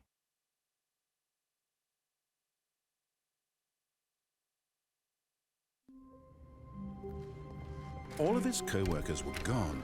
What could it mean? Stanley decided to go to the meeting room. Perhaps he had simply missed a memo.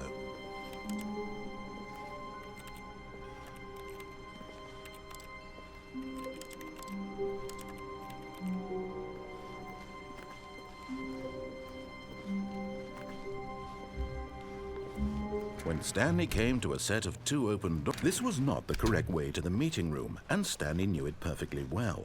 Perhaps he wanted to stop by the employee lounge first, just to admire it. It was okay. But eager to get back to business, Stanley took the first open door on his left. And so he detoured through the maintenance section, walked straight ahead to the opposite door, and got back on track. Yet there was not a single person here either. Feeling a wave of disbelief, Stanley decided to go up to his boss's office, hoping he might find an answer there. Coming to a staircase, Stanley walked upstairs to his boss's office.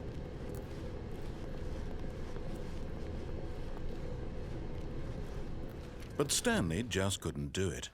he considered the possibility of facing his boss, admitting he had left his post during work hours. He might be fired for that. And in such a competitive economy, why had he taken that risk? All because he believed everyone had vanished? His boss would think he was crazy. And then something occurred to Stanley. Maybe, he thought to himself, maybe I am crazy.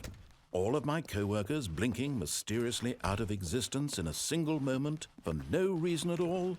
None of it made any logical sense. And as Stanley pondered this, he began to make other strange observations. For example, why couldn't he see his feet when he looked down?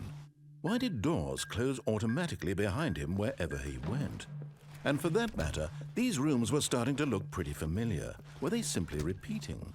No, Stanley said to himself, this is all too strange. This can't be real. And at last, he came to the conclusion that had been on the tip of his tongue. He just hadn't found the words for it. "I'm dreaming!" he yelled. "This is all a dream." Oh, what a relief Stanley felt to have finally found an answer, an explanation. His co-workers weren't actually gone. He wasn't going to lose his job. He wasn't crazy after all. And he thought to himself, I suppose I'll wake up soon. I'll have to go back to my boring real-life job pushing buttons. I may as well enjoy this while I'm still lucid. So he imagined himself flying and began to gently float above the ground. Then he imagined himself soaring through space on a magical starfield, and it too appeared. It was so much fun, and Stanley marveled that he had still not woken up. How was he remaining so lucid? And then perhaps the strangest question of them all entered Stanley's head. One he was amazed he hadn't asked himself sooner. Why is there a voice in my head dictating everything that I'm doing and thinking? Now the voice was describing itself being considered by Stanley, who found it particularly strange. I'm dreaming about a voice describing me, thinking about how it's describing my thoughts, he thought. And while he thought it all very odd and wondered if this voice spoke to all people in their dreams, the truth was that, of course, this was not a dream. How could it be? Was Stanley simply deceiving himself, believing that if he's asleep, he doesn't have to take responsibility for himself? Stanley is as awake right now as he's ever been in his life. Now, hearing the voice speak these words was quite a shock to Stanley. After all, he knew for certain, beyond a doubt, that this was in fact a dream. Did the voice not see him float and make the magical stars just a moment ago? How else would the voice explain all that? This voice was a part of himself too. Surely, if he could just... He would prove it. He would prove that he was in control, that this was a dream. So he closed his eyes gently, and he invited himself to wake up. He felt the cool weight of the blanket on his skin, the press of the mattress on his back, the fresh air of a world outside this one. Let me wake up, he thought to himself. I'm through with this dream. I wish it to be over. Let me go back to my job. Let me continue pushing the buttons. Please, it's all I want. I want my apartment and my wife and my job. All I want is my life exactly the way it's always been. My life is normal. I am normal. Everything will be fine. I am okay.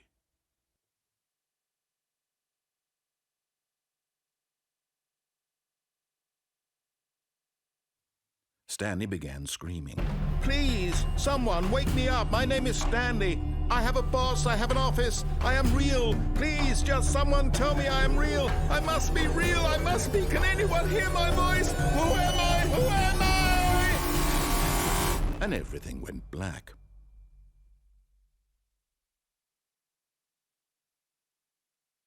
This is the story of a woman named Mariella.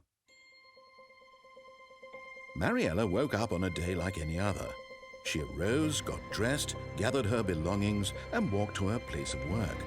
But on this particular day, her walk was interrupted by the body of a man who had stumbled through town talking and screaming to himself, and then collapsed dead on the sidewalk. And although she would soon turn to go call for an ambulance, For just a few brief moments, she considered the strange man. He was obviously crazy. This much she knew.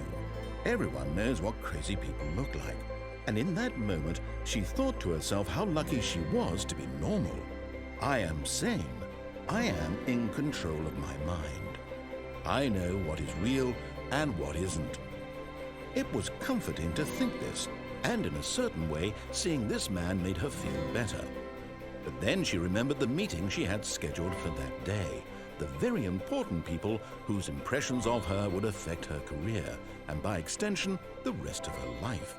She had no time for this, so it was only a moment that she stood there, staring down at the body. And then she turned and ran.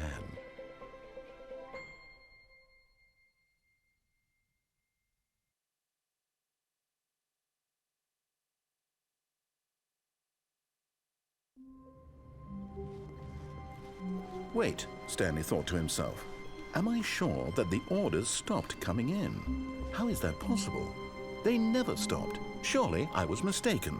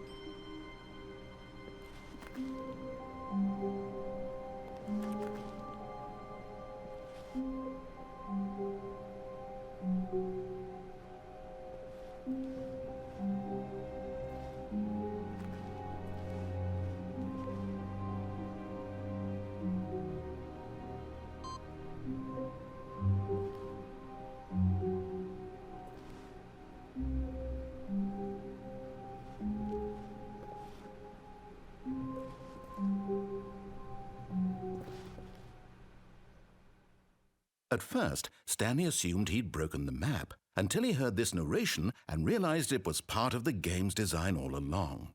He then praised the game for its insightful and witty commentary into the nature of video game structure and its examination of structural narrative tropes. So, now that you're here, what do you think? Isn't this a fun and unique place to be? Why don't we take a minute just to drink it all in? Okay, I'm over it now. What do you think? Are you sick of this gag yet?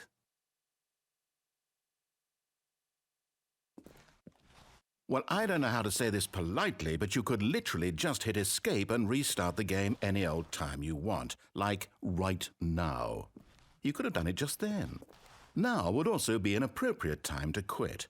Any of these points and so many, many more, all of them are appropriate.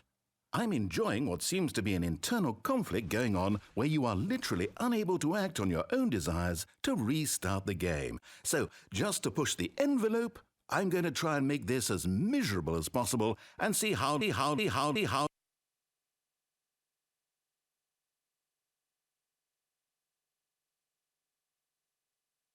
you can maintain. There once was a man named Stanley, who people considered so manly. But the truth must be told, he was not very old and was quite particularly gangly. What Stanley liked most was buttons.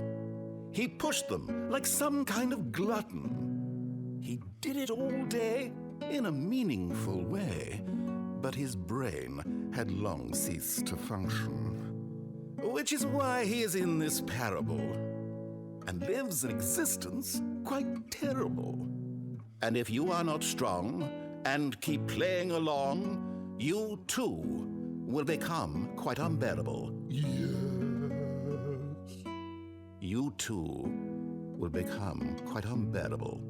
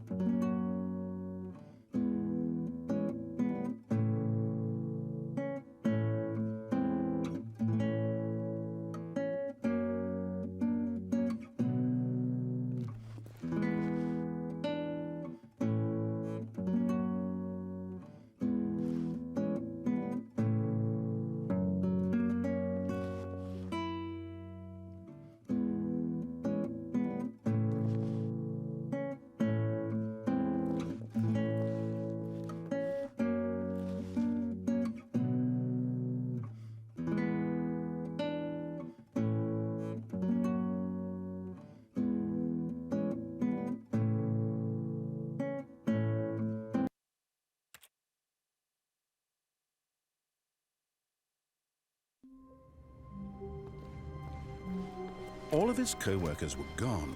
What could it mean? Stanley decided to go to the meeting room. Perhaps he had simply missed a memo. No matter how hard Stanley looked, he couldn't find a trace of his co-workers.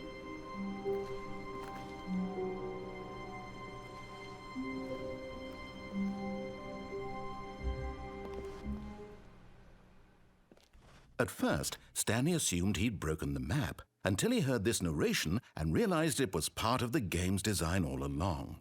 He then praised the game for its insightful and witty commentary into the nature of video game structure and its examination of structural narrative tropes. So, now that you're here, what do you think? Isn't this a fun and unique place to be? Why don't we take a minute just to drink it all in? Okay, I'm over it now. What do you think? Are you sick of this gag yet? Ah, then in that case we'll continue. But now, here comes the real question. What do you think would have happened if you had told me that you wanted this to stop? Do you think it would have been particularly different? Would I have taken the same idea but rephrased it superficially to fit that answer? Perhaps you never would even have thought of it if I hadn't brought up the issue in the first place. Oh, now think about it. Will it be worth it for you to restart and then come back here just to do the other option?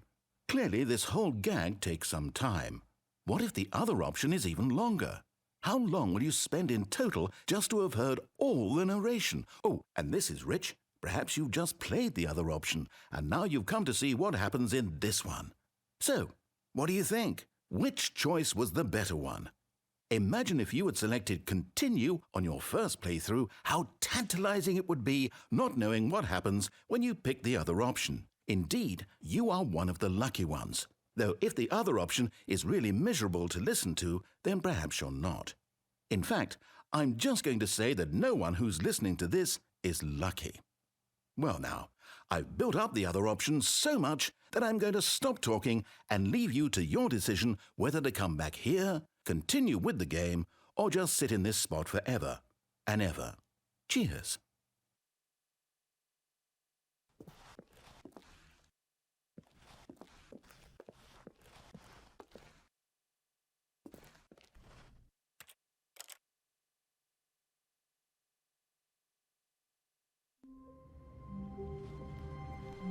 All of his co-workers were gone. What could it mean? Stanley decided to go to the meeting room. Perhaps he had simply missed a memo.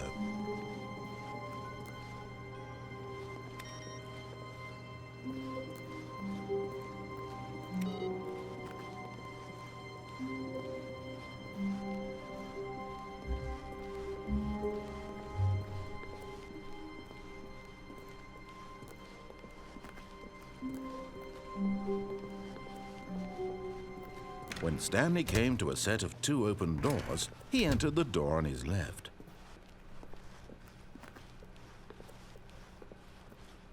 Yet there was not a single person here either. Feeling a wave of disbelief, Stanley decided to go up to his boss's office. Coming to a staircase, Stanley walked upstairs to his boss's office.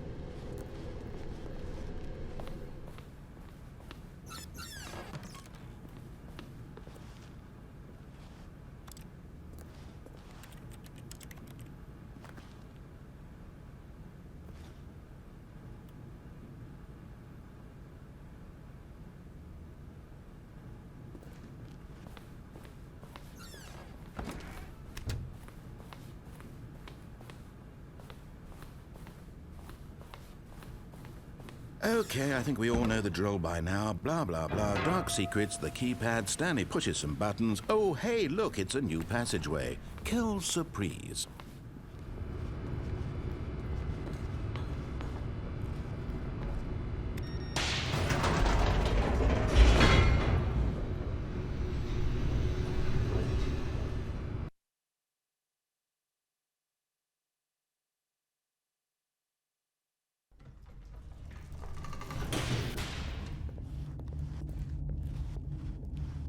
Stanley walked straight ahead through the large door that read Mind Control Facility.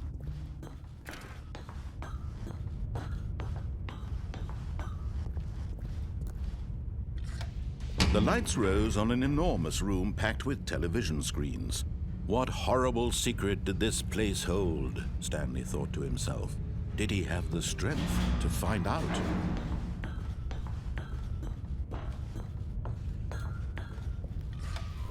Now the monitors jumped to life, their true nature revealed.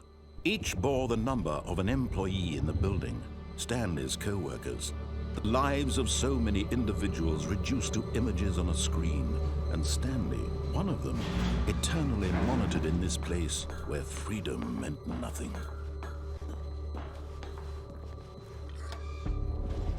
This mind control facility, it was too horrible to believe. It couldn't be true. Had Stanley really been under someone's control all this time? Was this the only reason he was happy with his boring job? That his emotions had been manipulated to accept it blindly?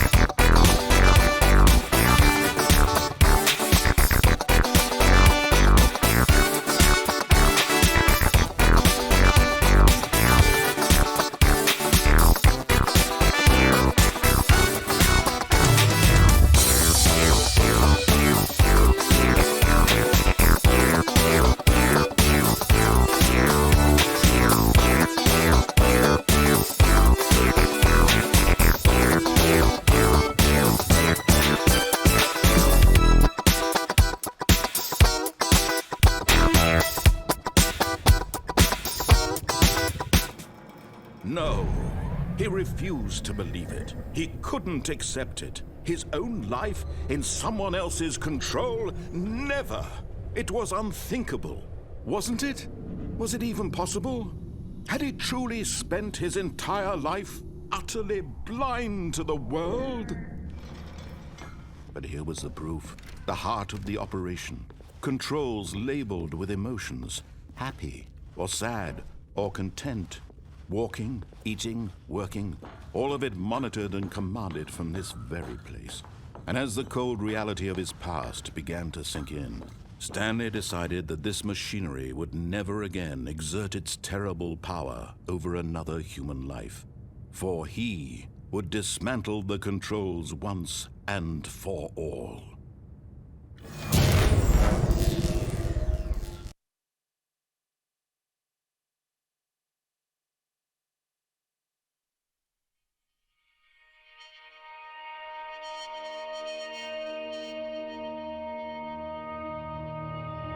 Blackness and a rising chill of uncertainty. Was it over?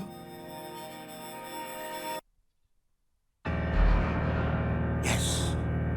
He had won! He had defeated the machine, unshackled himself from someone else's command. Freedom was mere moments away.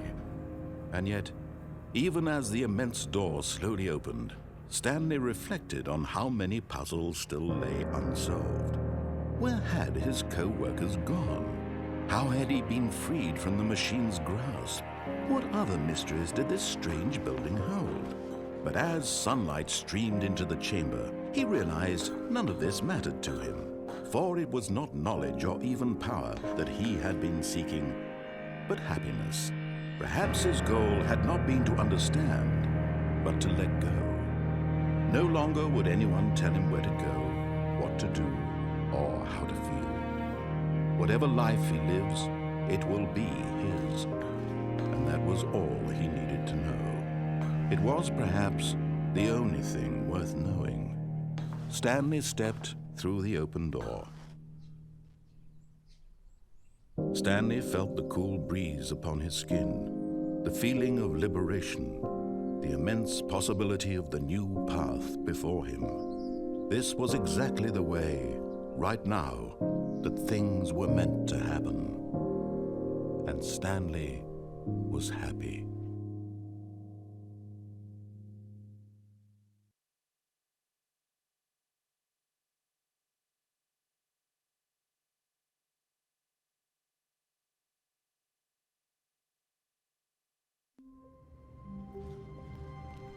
All of his co-workers were gone. What could it mean? Stanley decided to go to the meeting room. Perhaps he had simply missed a memo.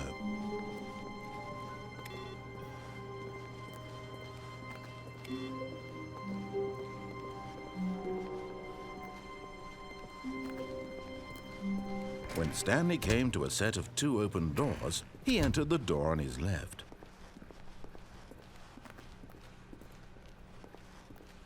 Yet there was not a single person here either. Feeling a wave of disbelief, Stanley decided to go up to his boss's. Coming to a staircase, Stanley walked upstairs to his boss's office.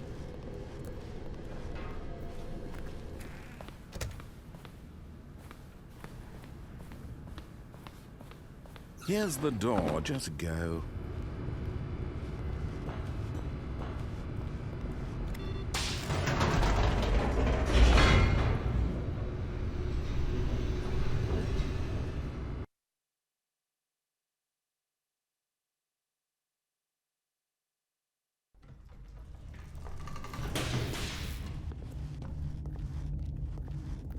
Stanley walked straight ahead through the large door that read Mind Control Facility.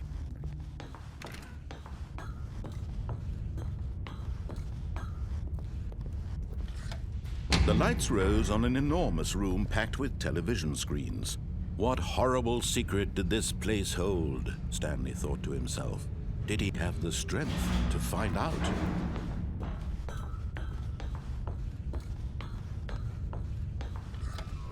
Now the monitors jumped to life, their true nature revealed. Each bore the number of an employee in the building, Stanley's co-workers. The lives of so many individuals reduced to images on a screen, and Stanley, one of them, eternally monitored in this place where freedom meant nothing. This mind control facility, it was too horrible to believe. It couldn't be true. Had Stanley really been under someone's control all this time? Was this the only reason he was happy with his boring job? That his emotions had been manipulated to accept it blindly? No, he refused to believe it. He couldn't accept it. His own life in someone else's control? Never! It was unthinkable. Wasn't it? Was it even possible? Had he truly spent his entire life utterly blind to the world? But here was the proof. The heart of the operation. Controls labeled with emotions.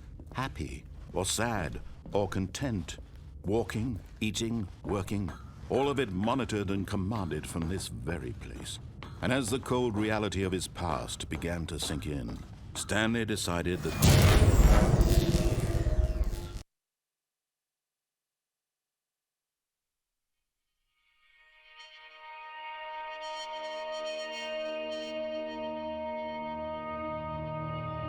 blackness and a rising chill of uncertainty. Was it over?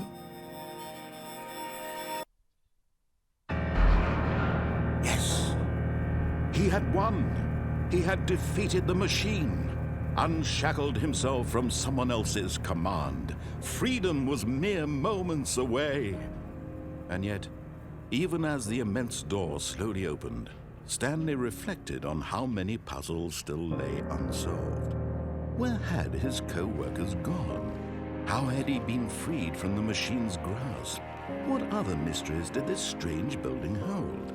But as sunlight streamed into the chamber, he realized none of this mattered to him, for it was not knowledge or even power that he had been seeking, but happiness.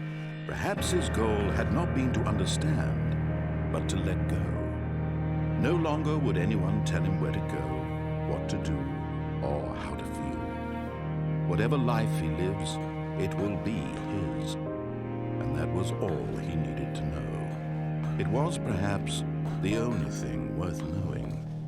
Stanley stepped through the open door. Stanley felt the cool breeze upon his skin, the feeling of liberation, the immense possibility of the new path before him. This was exactly the way, right now, that things were meant to happen. And Stanley was happy.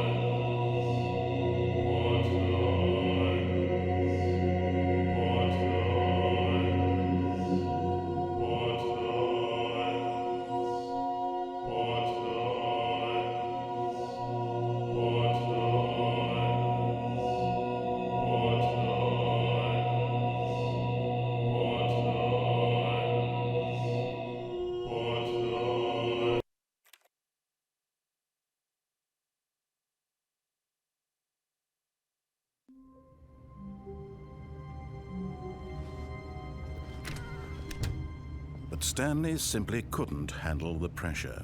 What if he had to make a decision? What if a crucial outcome fell under his...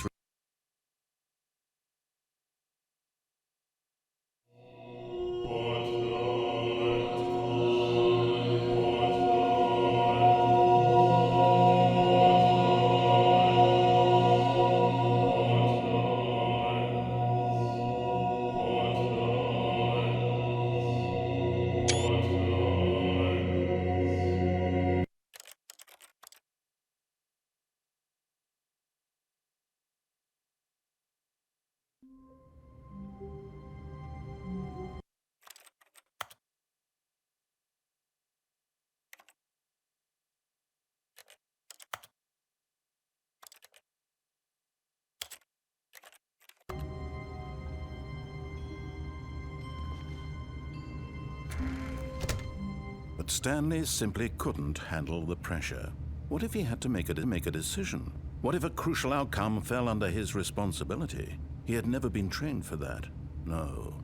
This couldn't go any way except badly. The thing to do now, Stanley thought to himself, is to wait. Nothing will hurt me. Nothing will break me. In here I can be happy forever. I will be happy. Stanley waited. Hours passed, then days. Had years gone by?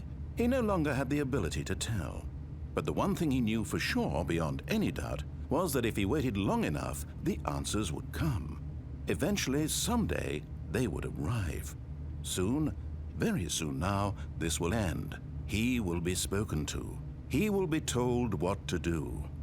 Now it's just a little bit closer. Now it's even closer. Here it comes.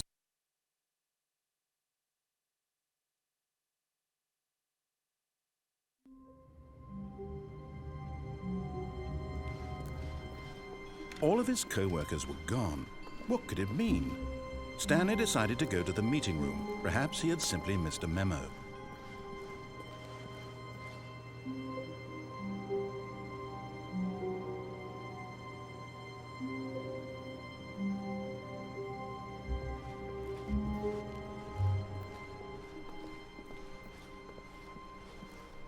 When Stanley came to a set of 2 open doors, he entered the door on his left.